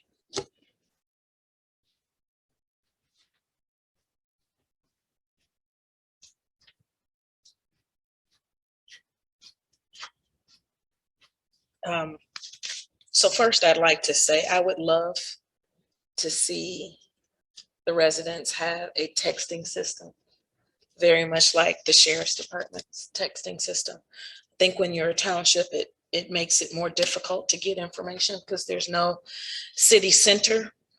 I also am interested in finding out, what is your marketing plan? Not to be offensive. There was no marketing plan for this failed millage request. I thought it was not well done. And so I'd be interested in knowing, what is the marketing plan from today until November to meaningfully get out into the community and share and receive information from the residents about this millage. I'd also like to get more information on, what is the non-tax revenue? What does that look like? Because it's a very small slice of the pie. But you and I had a conversation some months ago where I asked, why am I not seeing more heavy vehicles, more semis being ticketed? They're coming through Michigan Avenue. In my opinion, they wreak some havoc on Michigan Avenue, and they make it very dangerous for us as residents. And so I would love to see or get some understanding about why we don't have more SUVs staffed by police that are targeting them specifically as a form of revenue. And what do grants look like? Are we not eligible for grants? Are we, do we make 10 cents too much in order to apply for federal, state, and other grants that can help us offset our expenses? And when you talk about reducing your staff because we did not get this millage, you went straight to 6 police officers. And so I don't want to see anybody lose their job. But my question would be, why would we go straight to the critical staff? And let me say this for the support staff, because I've been a support staff member. This is not disrespectful to them and what they do. But if we're talking about boots on the ground, why would we go to get rid of the police officers first instead of looking at what could be considered non-essential workers? And I'm going to just talk about the elephant in the room right quick. Feedback that I received from some of the constituents that reached out to me just prior to the vote indicated that the level of diversity in the police and the fire department is non-existent. I've lived in Pittsfield Township twice, about 15 years in between each time. And the diversity has not changed. But what we do promote is that this is a diverse community, but it is not indicated when you look at our police and our fire staff. And so that to me indicates that there may be some level of tone deafness, that we're not trying to rectify that. So if you've got more people moving into the community that are diverse, but they don't see anyone that represents them when someone calls 911. And so those are just statements that I just want to share. And I guess I also just want to say in closing, We are all public servants. We're servant leaders. I've seen tonight, and I've experienced it before, there's a tone that we should not be using with our residents and our constituents. If they have questions, we're supposed to answer their questions, but it shouldn't be almost on the verge of combativeness, because you pay us. So I'm gonna close with that. I can't remember all the questions that you asked. Matt. So I know, I'm sorry.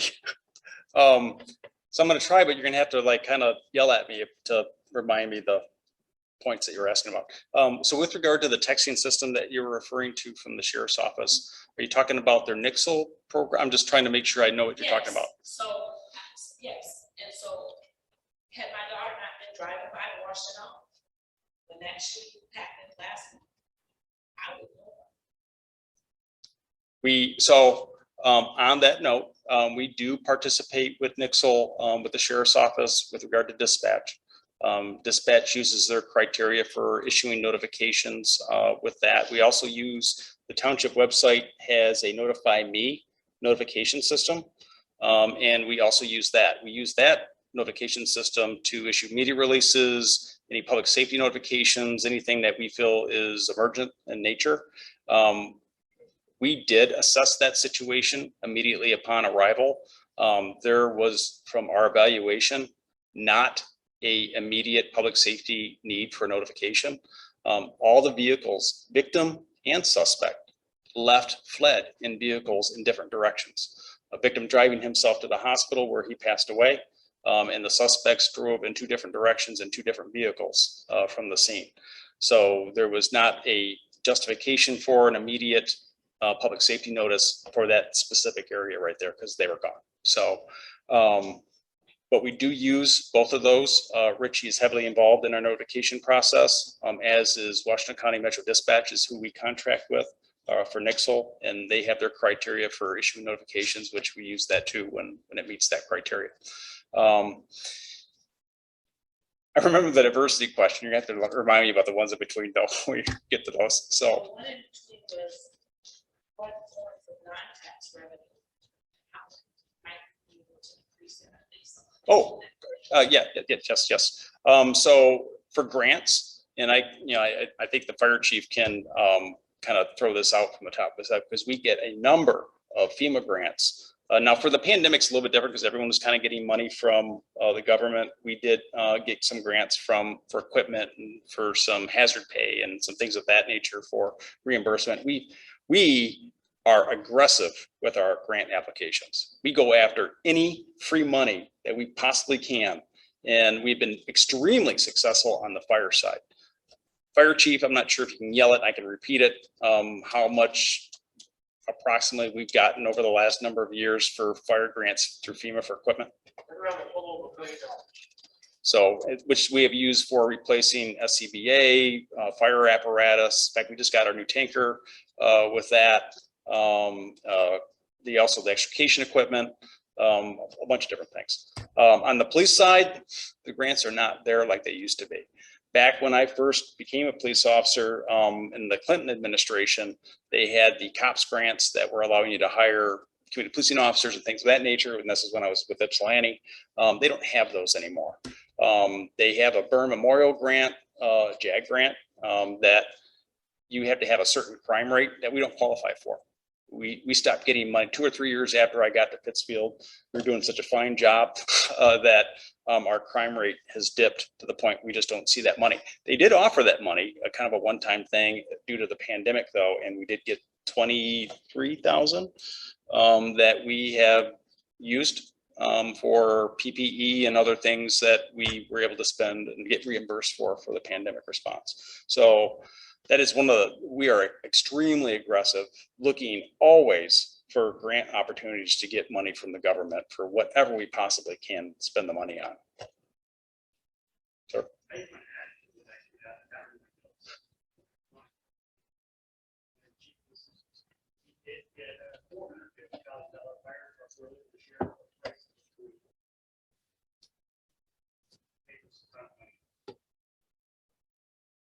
Yep. Thank you, sir.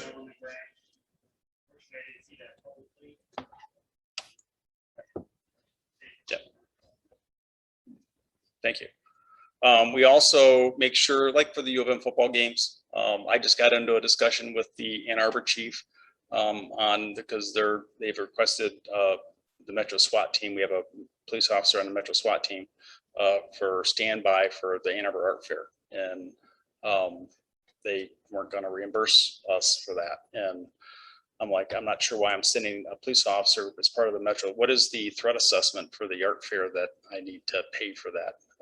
And he was going to find that information out. He was kind of asking the same question. And basically at the end of the day said, Matt, one way or another, we'll get your officer reimbursed the overtime cost, because why should the township pay for another event in another part of the county? There's a threat assessment or something going on that's an emergency need that's part of mutual aid. That's a different story, like an active shooter type of situation that's actively ongoing at that time. And we all participate in that process, and then we don't get into billing each other for it because we all help each other out. But as for U of M football games, for the Chad Tough Run, for the Celine sporting events, everything. I mean, those are things that we should not be paying. The township taxpayers should not be paying for that. And we bill them. We get into contracts and they pay us for all those services. So those are the things, some of the things. The FOIA requests and all the other stuff, we're pretty good about getting reimbursed for any and all costs or looking for free money or whatever else that we can. That answer that question? I can answer it more. I guess I'm just trying to make sure I'm hitting on the points that you're.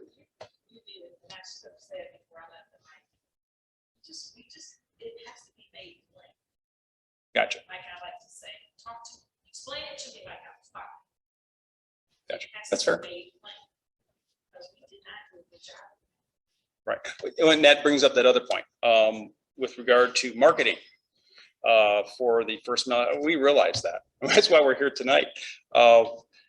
We're coming back now, and the game plan for this time around is to start here. So the board can hear your feedback in our dialogue and our conversation. So when they go to their meeting on July 14th, we have taken all that feedback in and they're able to pass something that they feel meets the wants and needs of our community. And then we move forward from there. And then from that time on, we start paying visits. We're going to have another public forum or two or however many that we need to have. And you'll see the public safety team going out to homeowner associations and summer picnics or wherever we can, now that the COVID thing is kind of hopefully passed for good, that we'll be taking this presentation out. We'll be pushing it out. And so folks will have it and they'll be able to ask questions. And as we're getting more information about what's going on with the general fund and what's it paying for and where's it going, that's what we're here for. That's what we're trying to tell us, what information you need. So when we do start going back out to try to have that conversation about why we need this millage, we have the answers to all those questions. So, and then getting to the diversity issue. I agree with you 100%. I have struggled in my time here. We have on occasion been lucky enough to grab onto a minority recruit, and it has been very infrequent. I will be honest with you, every police department, fire department too, struggles finding minority candidates. We place a huge emphasis. We go to all the recruiting fairs that we can. We've even entered into, it just started here this year, a partnership with Washington Community College to be a pipeline, that there'll be a pipeline for us for local diverse recruits. We want to make sure we're getting qualified candidates. We know they're out there. I have to be honest with you, you know, when it comes to Pittsfield Township and the size of the department, and our pay is good. We pay our police officers a fair wage, our firefighters too. We give good benefits. Ann Arbor, we can't compete. It is what it is. We can't even come close, and we can't even try. We don't have the opportunities that they have. We don't have the tax base that they have. Washington County, we're more comparable, larger agency. U of M Police Department, we can't come close to them either. And so unfortunately, we get into this competition thing going on where we're all going after the same candidates in the police academies and everywhere else. And we end up kind of fighting over candidates, whether they be minorities or not. And so we certainly understand the importance of being, I believe that our department, fire and police, public safety overall, and and actually overall township, that we should reflect the diversity of our community. And we don't, I understand that. We have struggled with it. My command staff and I talk about it all the time and the different things that we can try to do. And we'll continue to do that. But it's an area that we need to improve. We have been trying. It hasn't been for a lack of effort. It is what it is. And we have struggled with it, I'll admit. So I know there was another question or two in there actually that I want to make sure I'm speaking to everything. Oh, yeah. Thank you. I don't disagree with that either. Commercial vehicle enforcement, there's a couple different things on that. We could do it.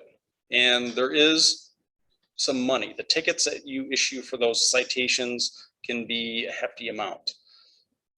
Two things come from that. There's a lot of certifications and training and some equipment that you need to have. And I think that's what we're trying to accomplish by getting this doggone traffic officer that we've been trying to get. The board has been good trying to get us a traffic officer. We just have not been able to get it for the last 3 or 4 years.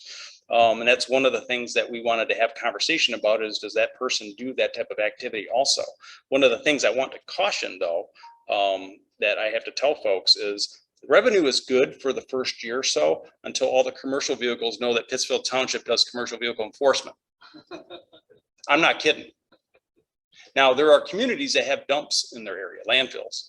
Van Buren Township, I believe, is one of those. They don't have a choice. They have to drive. They got to go to and from those locations. And they're sitting in there waiting. We don't have any. And it's not that hard to go around Pittsfield Township, either by getting on the highway or going simply just around on other trunk lines and whatnot. So I don't necessarily disagree that it would potentially help. It would probably keep trucks from traveling our roads, but from a revenue standpoint, we're going to see that revenue for a year-ish, and they're going to go, don't go through Pittsfield Township. And I'm telling you, they won't.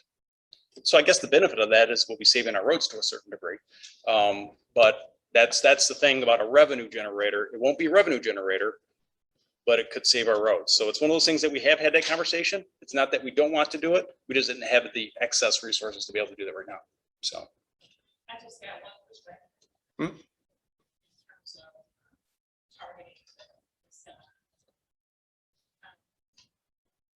If we have some understanding relationship with the state troopers and they are out for a 94, because I was seeing. Yes. That's the only other route that they have. If we're targeted on both sides, they don't have a choice. You're either going to slow down, or you're going to continue. And we'll True. Right. I understand. I appreciate that. So more questions. Did I get all your questions up? Awesome. Yep. Do you want to skip to? I know we do have virtual. So are we good with questions here? Because we want to make sure, ma'am. Yes. So we might be able to follow up in person as well at the end. Okay. Just quickly, I'd like to add a point of clarity to my previous question. I have been able to look at some of the statistics that you have online. It's great to have them. I see that the biweekly reports and the crimemapping.com. I remember the original postcard that went out. There was the graph of the population increases and then the personnel. And I think even having an additional line to see like where crime rates are in that mapping would be helpful. To, like if that line is decreasing, you know, what does that mean for increasing the personnel? Thank you. We actually have coming online also, and it's not directly related to crime mapping, but it does relate to productivity and some other statistical information that Clemis, which is our reporting management service that we use for police reporting, tickets and things of that nature. They will begin here in the next month having a dashboard that will be open to the public. And we're going to be adding to that over the course of time with use of force incidents, pursuits, citizens complaints, things of that nature. But it's going to start with, and I don't remember all of them, I'm not sure if Sean does or not, but with citations, arrests, and something else. as a standard. And then we get to add use of force, which we're going to do immediately. But we're going to grow that. And that should actually be coming out here in the next month, I'm hoping, as we're getting that up and running. So we'll try to talk more. And actually, one of those things that you're referring to with regard to crime stats, there is a document on the township's website that was part of the millage presentation that speaks to our crime rate comparison from 2 years at the beginning of the current millage to the most 2 current years now. And we can probably create that into a graph thing where we can add something to that also. Okay, thank you. If we're able to go ahead and flip over to virtual now, that would be awesome. We can ask anybody virtual to raise their hand. So anyone virtual, please raise your hand, I guess, like through Zoom. So first up, we'll have Marcus Mobius. I'm going to give you the ability to talk. We're going to make sure it's coming through on the speaker here. Hi, can you hear me? Can you hear me? One moment, please.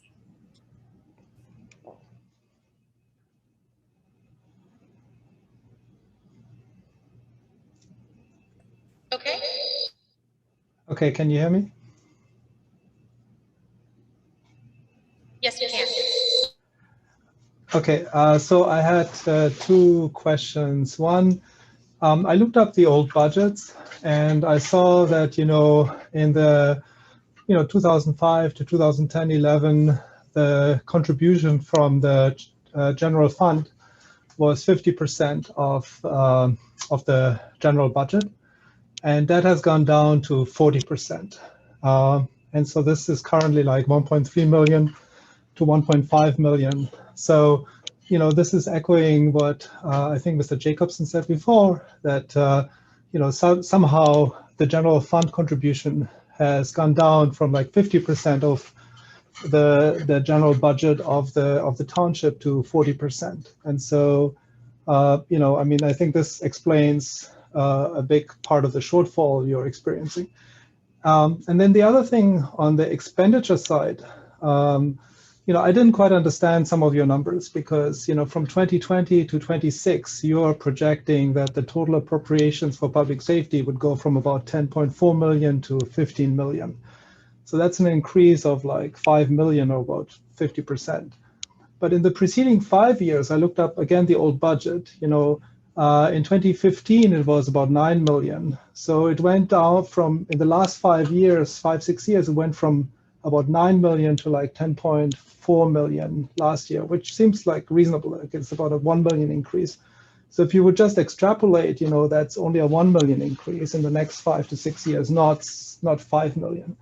So I'm just wondering, how do you explain that? I mean, you said there are capital expenditures, but these capital expenditures, if you annualize them, this is about 1 million per year. The new personnel you want to hire is about another 1 million. So, there's still 3 million missing. So I don't understand how you can suddenly get a 50% increase in the budget from 10.4 to 15 million from 2020 to 26, given that, it was much lower in the last 5-6 years. And even if you think you're underinvested, these numbers just don't add up. So these are my 2 questions. One is, on the expenditure side, it seems like, you are overestimating the increase, or I don't quite understand where some of these expenditures, projected ones in the next 5-6 years are coming from. And on the income side, I haven't heard anything why the contribution from the general fund went from 50% to 40%. And if you would just, push it back to where it used to be, you could actually gain an extra 1.5 million or so per year, which could easily, cover, your per year shortfall if you would just assume that it's the same as it was in the last 5-6 years. Thanks.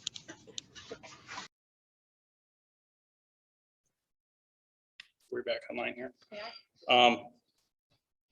So I might be wrong here a little bit. I was having a hard time understanding a little bit.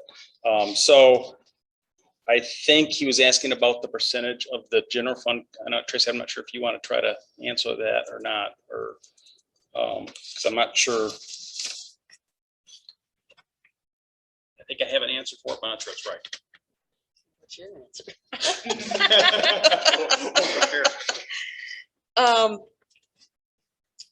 So the question, as I understand it, is why our general fund contribution went from 50% and now with this this forecast has gone down to about 44%.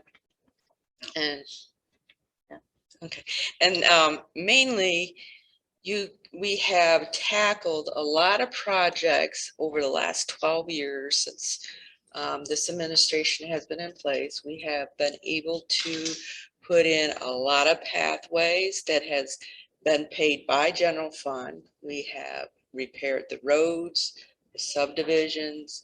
We also pay for our staff of our municipal service staff for the development that's going on. We have to have personnel there.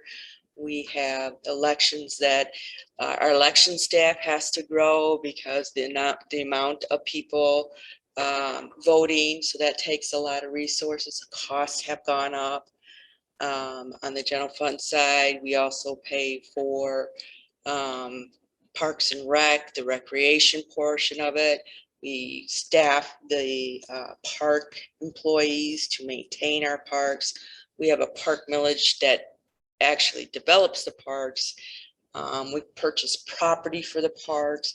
We've done all these kind of things that takes money, whether it's, you know, the general fund. So we try to make sure we give some to the public safety so we can continue to do what we can do there, but also continue to do the other services that we have.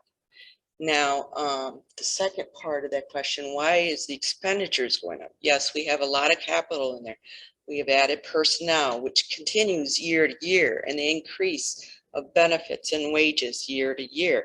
But you're also in this budget forecast, it is for the complement of up to 47, 48 officers. We're maintaining 26 firefighters. We're maintaining the support staff. That's in the budget. We have to budget for those positions that are there. Now, in the past, why are our expenditures lower? We're not manning. We right now we're what, down 5, he said? Yeah, that's going to save the township money because we're not spending that money. But as a budgeting forecast, we've got to budget and forecast what it would cost the township to fully fund and staff every single department that we have. Thank you.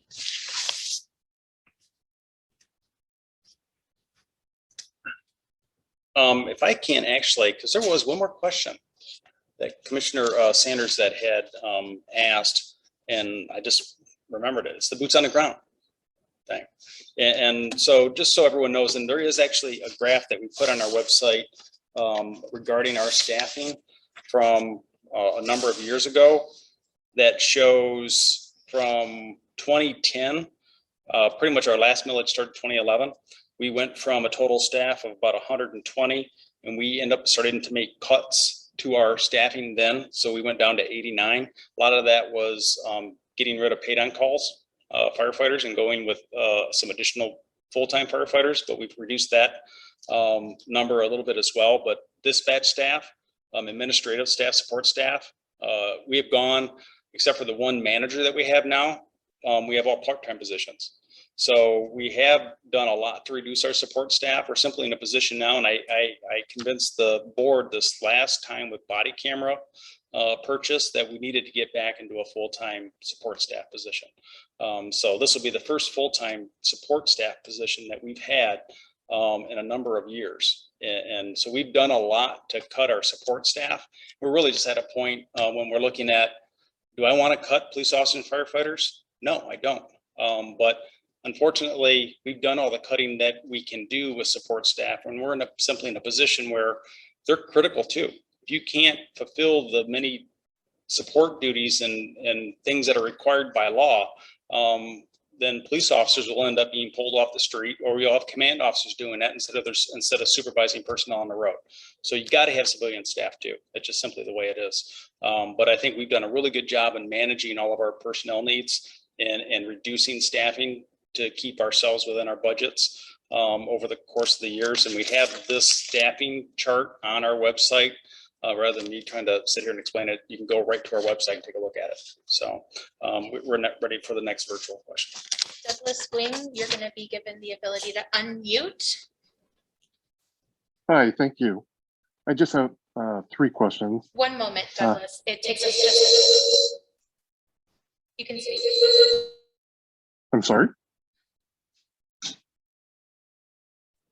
You can speak. I'm getting feedback from you. So I'll just go ahead, and if this doesn't work, and it doesn't. So does the millage take into account pension costs and increasing healthcare costs? That's my first question. And my second one would be, how will the new officers affect staffing per shift? And then my third question has to do with the taxes and the assessments. I think I can't remember what her name is, said that there's a $700 millage fee for the year per. Is that per year or is that per tax bill? So twice a year. And those are my 3 questions. Thank you.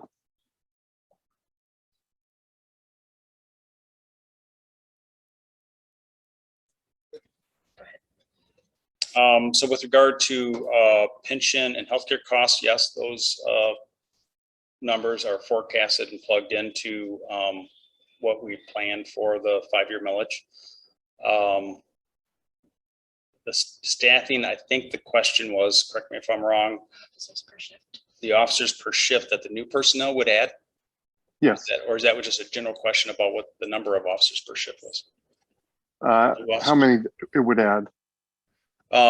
So ultimately, we're talking, because we have 3 shifts. Now traffic officers would be a supplement. So when they're not doing traffic enforcement duties, or if we have a robbery or something serious, that would be an extra officer uniformed and a marked patrol vehicle that can respond to assist a backup road patrol. We do have plugged in for those 8 officers, at least 3 full-time patrol officers, 1 for each shift. We do see the need for our detective bureau to have another officer detective in there as well. So you're talking over the course of the 5 years, adding, if we do the 2 traffic officers and the 3 patrol officers, 1 to 2 per shift. Thank you. And there was a third question. It was about the assessment. The assessment? Maybe I'll have Tracy answer that one. And in this particular example, this would be their tax bill as of, will be assessed in December of this year. So that they will see an increase about $240 on their township taxes. Not on any other taxes that are assessed on that bill, but just on township taxes.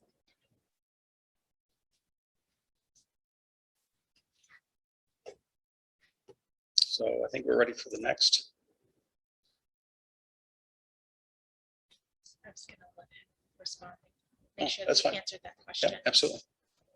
Douglas, were we able to answer all 3 of your questions? The last one that Tracy was talking about, so it would come in December and then there would be another one, or it's down the road. So it would be twice, that fee would be twice, right? In December and then another one down. No, well, the township taxes are only assessed in December.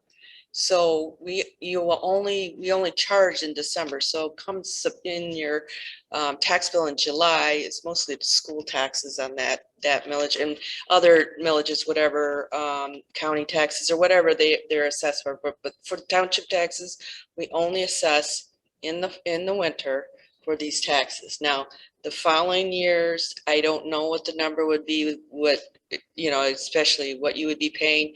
But the next year, the millage will be subject to Headley and Proposal A, which it will no longer be 2.95. If those numbers change, then it would be lower.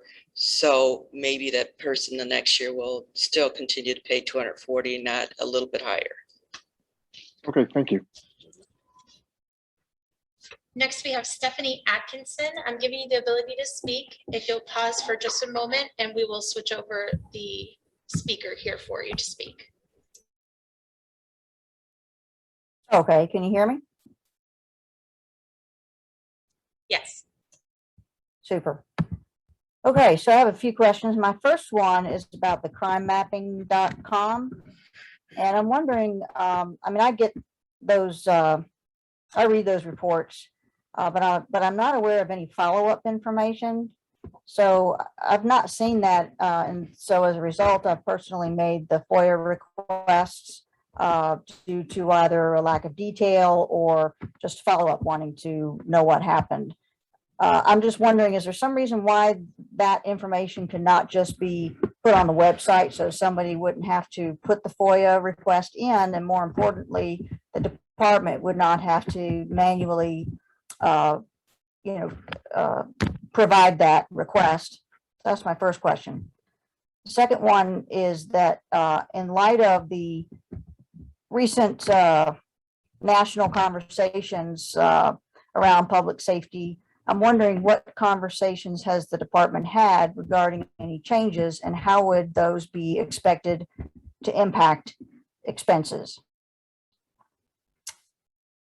Third question.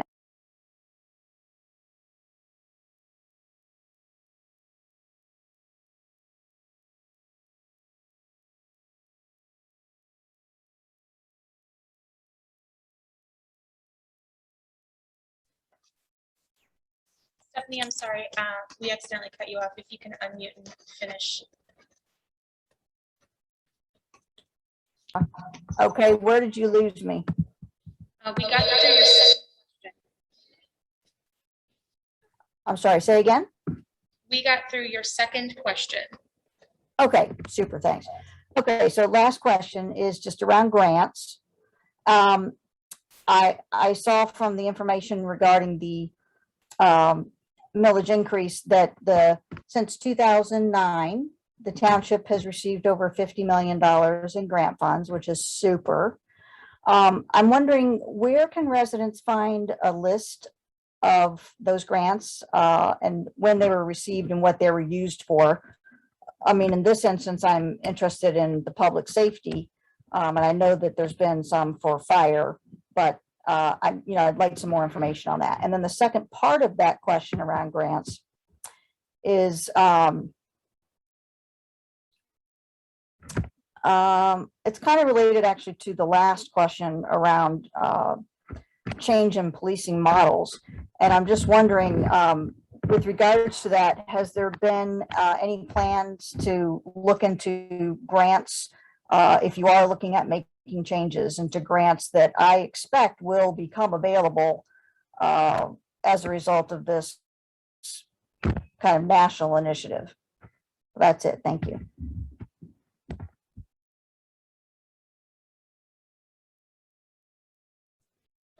So to answer the first question about crime mapping, all the mapping data is imported right from our CAD, our computer aided dispatch system. So it's not something that we do manually. It's done automatically, which is really nice. Then we don't have to be hands-on and spending time doing that. So it's a quick dump of type of incident, location, and time, date. And then we're able to push that information out. It has a little icon for the different type of crime, if you've seen it. Unfortunately, that does not include any way to automatically update and give a follow-up type of thing for like more information about the incident or what the final result was or whatever like that. But Richie Coleman has always maintained, if you have ever any question about an incident that happens in your neighborhood, if you get that notification that he had talked about earlier, or if you happen to just pull up crime mapping and you go, hey, what the heck is this, a block away from my house or whatever, we call us. We'll tell you what we can. Sometimes if it's an issue of privacy, it's a sensitive investigation, we're not going to provide you a lot of detail, but we'll at least tell you kind of a gist of this is what's going, this is what happened.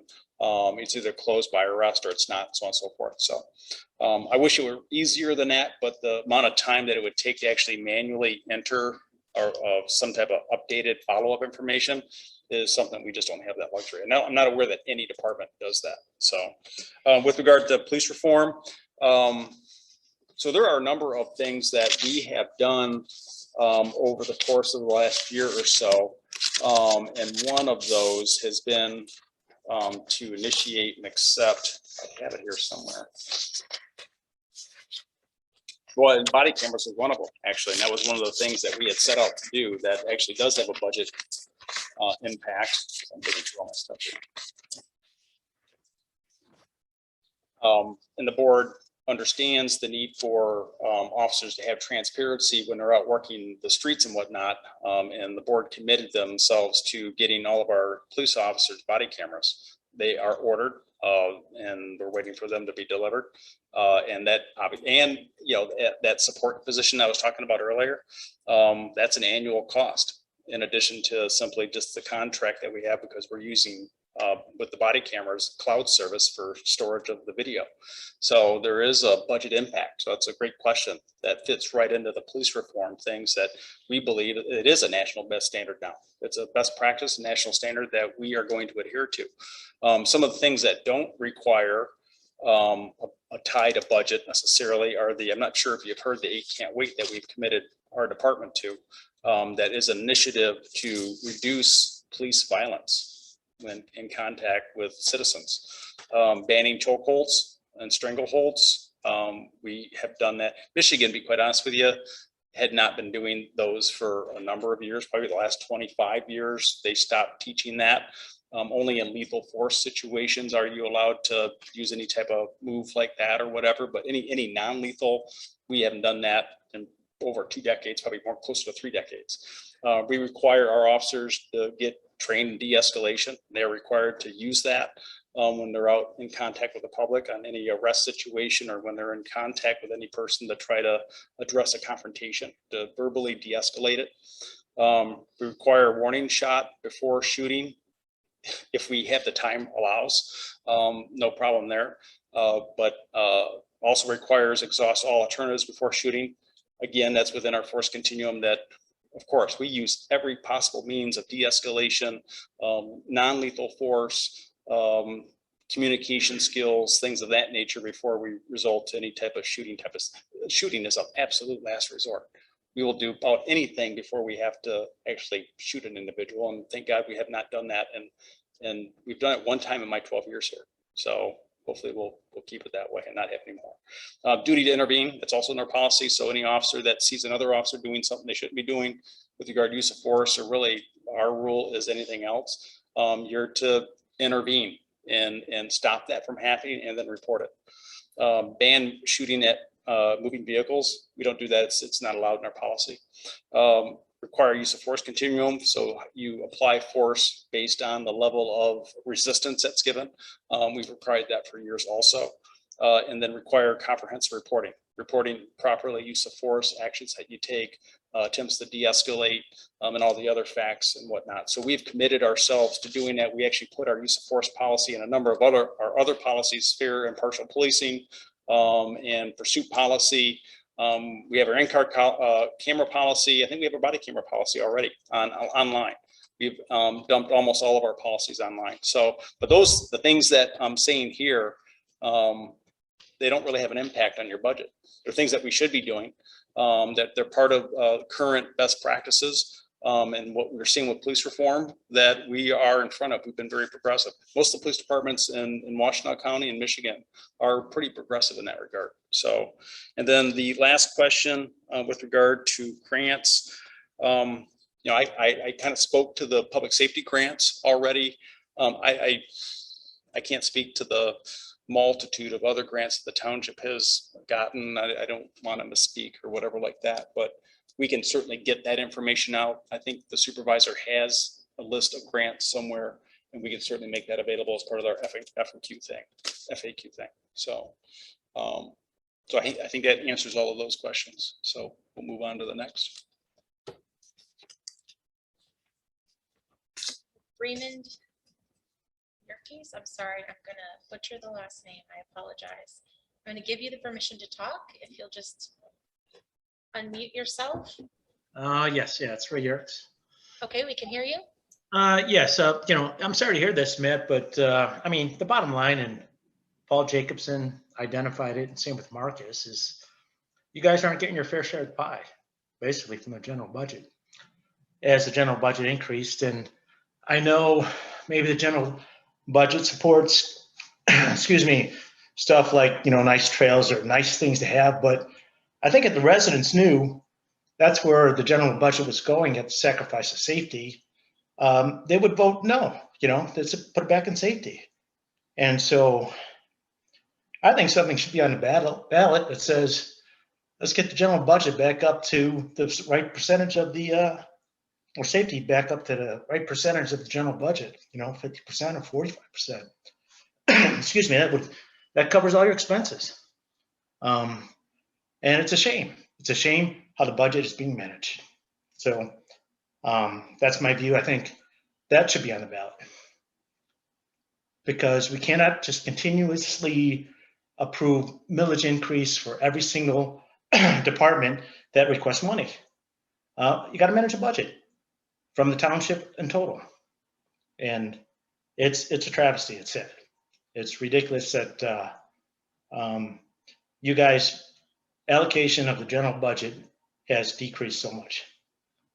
It would cover all your expenses. Now, the other point is, I agree with Marcus. If you take a look at the expenditures, they go up 6% year over year. There's got to be some rationalization of even in there in terms of need to have and want to have. I mean, that's an excessive increase of budget year over year. And any company, you would never get that type of budget approved. So it seems to be not necessarily a revenue issue.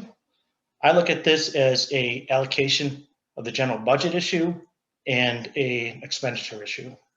So I think a more appropriate thing on the ballot would be, let's get the allocation of the general budget back to where it used to be.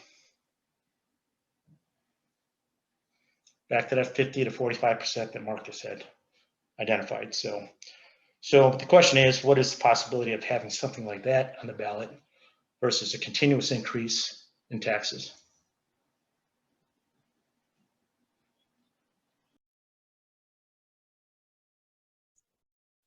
So, certainly something that that's really a conversation for the Board of Trustees to have, and we can explore that. Again, the general fund is contributing more than it ever has. And if the township community decides that it wants to reduce services in other places to rededicate that money or reallocate it to public safety, then that's something that, you have that say. So it is what it is. And we'll have to consider that before we move forward with a ballot proposal in November. But we'll definitely take a look at that, and we'll process that, and we'll have conversation. And we need, just so everyone knows, we have to have some type of proposal ready for the November ballot no later than August. And so because of the timelines that the Washington County Clerk's Office has, the state law has on election timelines. So we need to get some of the stuff figured out. We don't have a lot of time to do that. So, but we'll try to put more thought process into some of that and see if there's something we can come up with. We don't have any other hands raised at this time, but we do have a number of items that have been submitted through Q&A. Okay. So the first is the $700 millage fee for the year or per tax bill?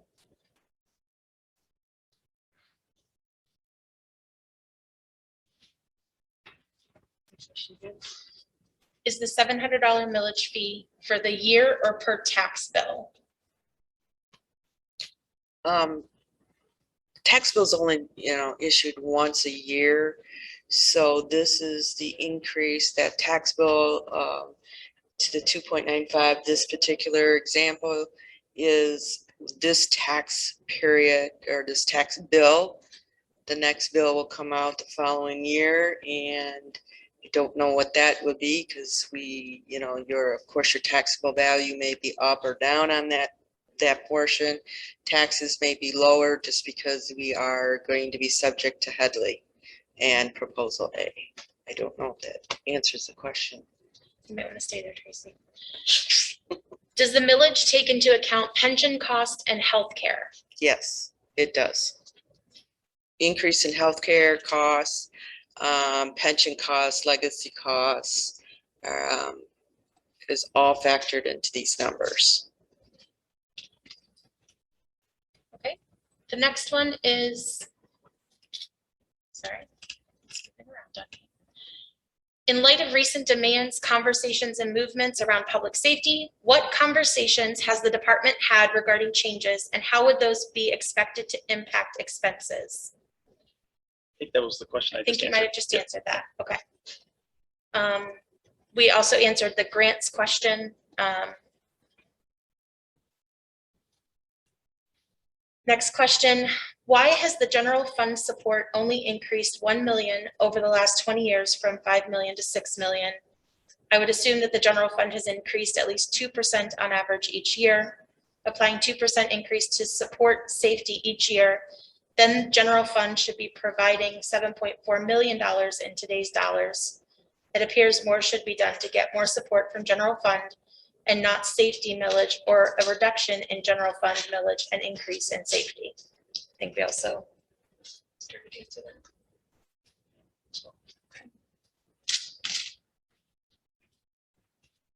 that. We answered the crime mapping question.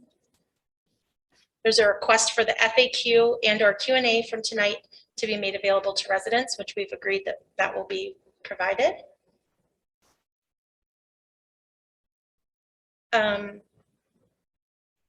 Information on the increase request states currently 60% of public safety revenue comes from the general fund. What has the percentage been historically going back to 2009?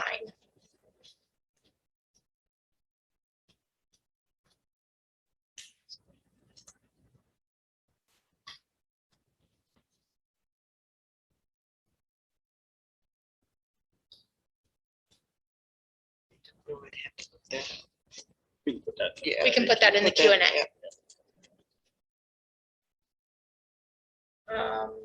This is about the fair share of the pie, which I believe we've answered that question as well.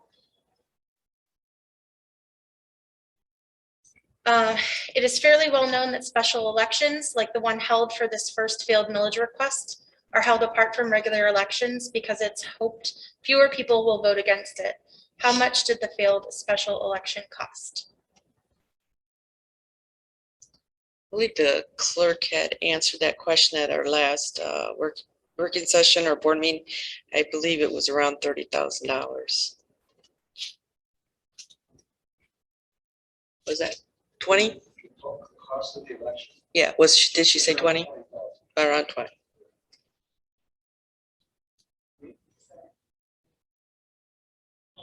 Total cost.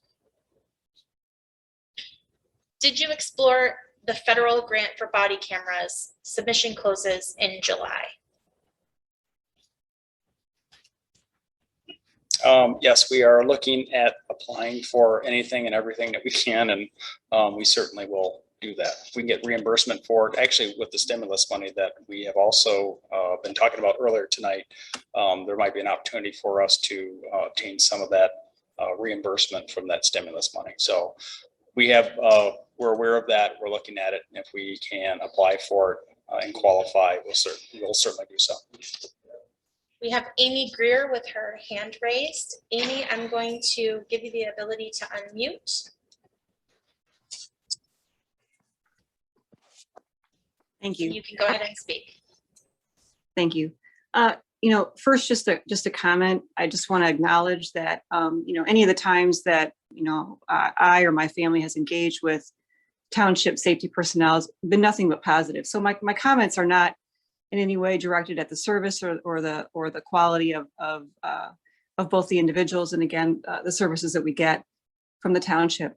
But as I listen to the comments, as I reflect on the approach that was taken by the township on this millage, and as I think about kind of what at least I feel like I've experienced in the 20 years I've lived in this township, is an increasingly frustrated and sort of, I have trouble trusting the township administration. I'm not saying of anyone who is on the call this evening.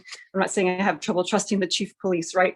But the approach the township administration takes, in general, to me, feels underhanded. Some people might call it political savvy. I call it, trying to take advantage of sort of windows of opportunity to get what folks want.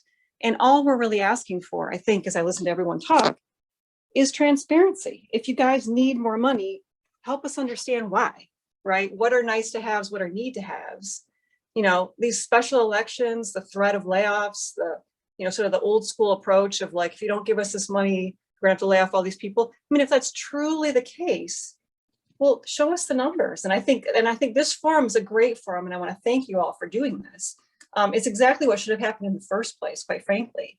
And I hope that this sort of transparency will continue, where we're very clear with folks. I think, the suggestion that was made earlier about walking a township resident step by step through the process to understand how to calculate what an increase in a millage would actually be per resident, not an average, not a median, not a $700 number, because people hear that and they go, oh, it's going to cost me $700 more. Well, no, it's going to cost some people more and some people less. So I want to thank you all for the forum. And I just want to reiterate again, the more the township can do to have things like this, to be more transparent, maybe some of us will start trusting the township administration again.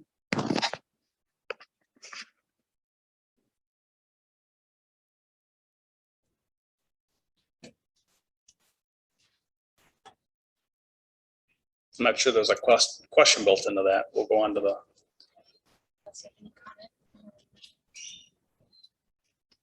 At this time, if there are any members participating virtually that have not yet raised their hand and wanted to speak, if you could please do so, we'll pause to see if any hands raise.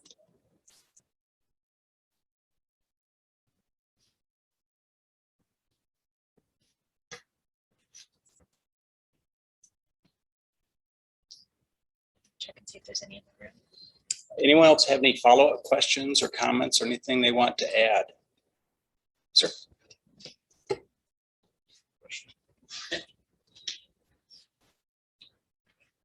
I'm asking this out of general interest.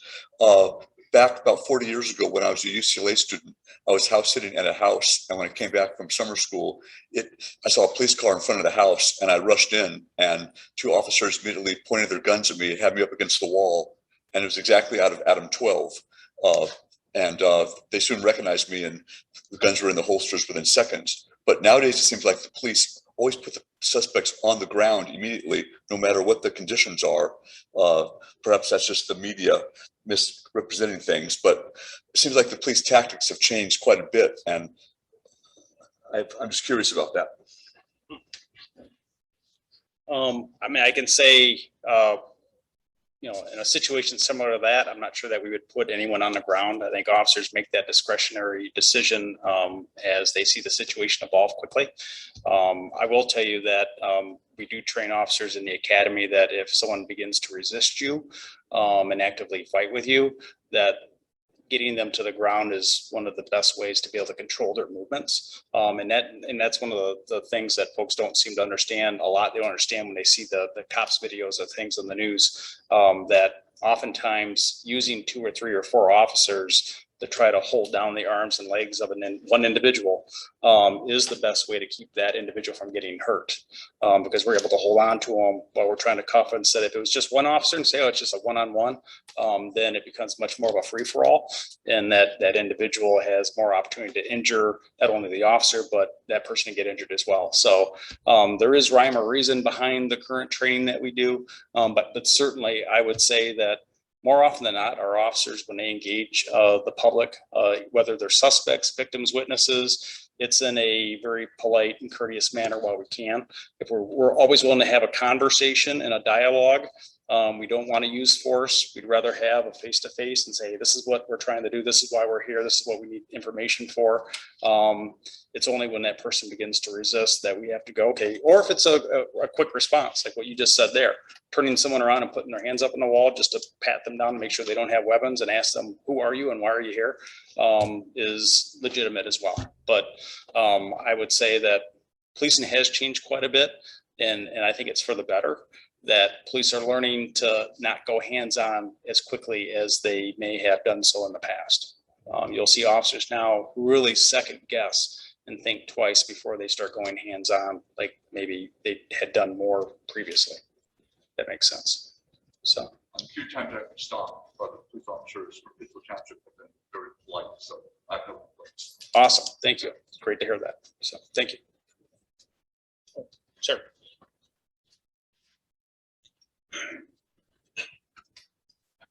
One more comment, I guess, for the board. And I also have a lot of respect for the police here. I think you guys do a fantastic job. But I also hear the comments tonight about the percentage of the general budget that goes to the police department and how that has been continually or slowly dropping, which I also disagree with. And my suggestion would be, if you're going to put something on the ballot in November, you might want to give us some options as opposed to just an up and down vote on this. I suggest that maybe you view it in terms of you can either do this or you can do that.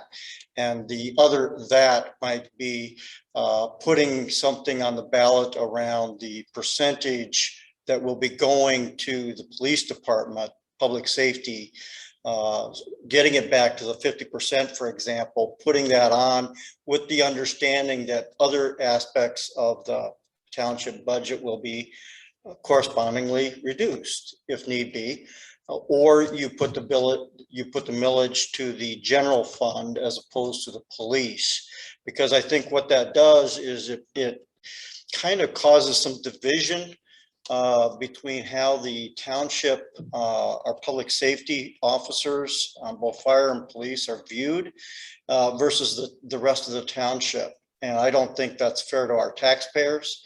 I think what we should do is let the taxpayers have more voice in that, the division, if you will, of the resources, so that we don't underfund our public servants at the cost of more walking trails. And I have nothing against walking trails. I mean, they're great things.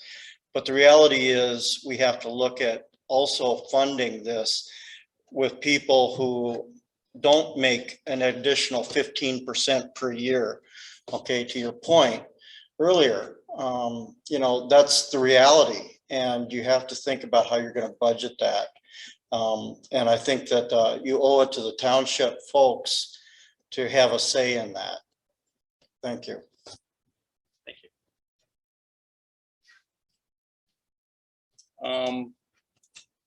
I guess more of a comment for the township board. I'm not sure if I need to comment on that.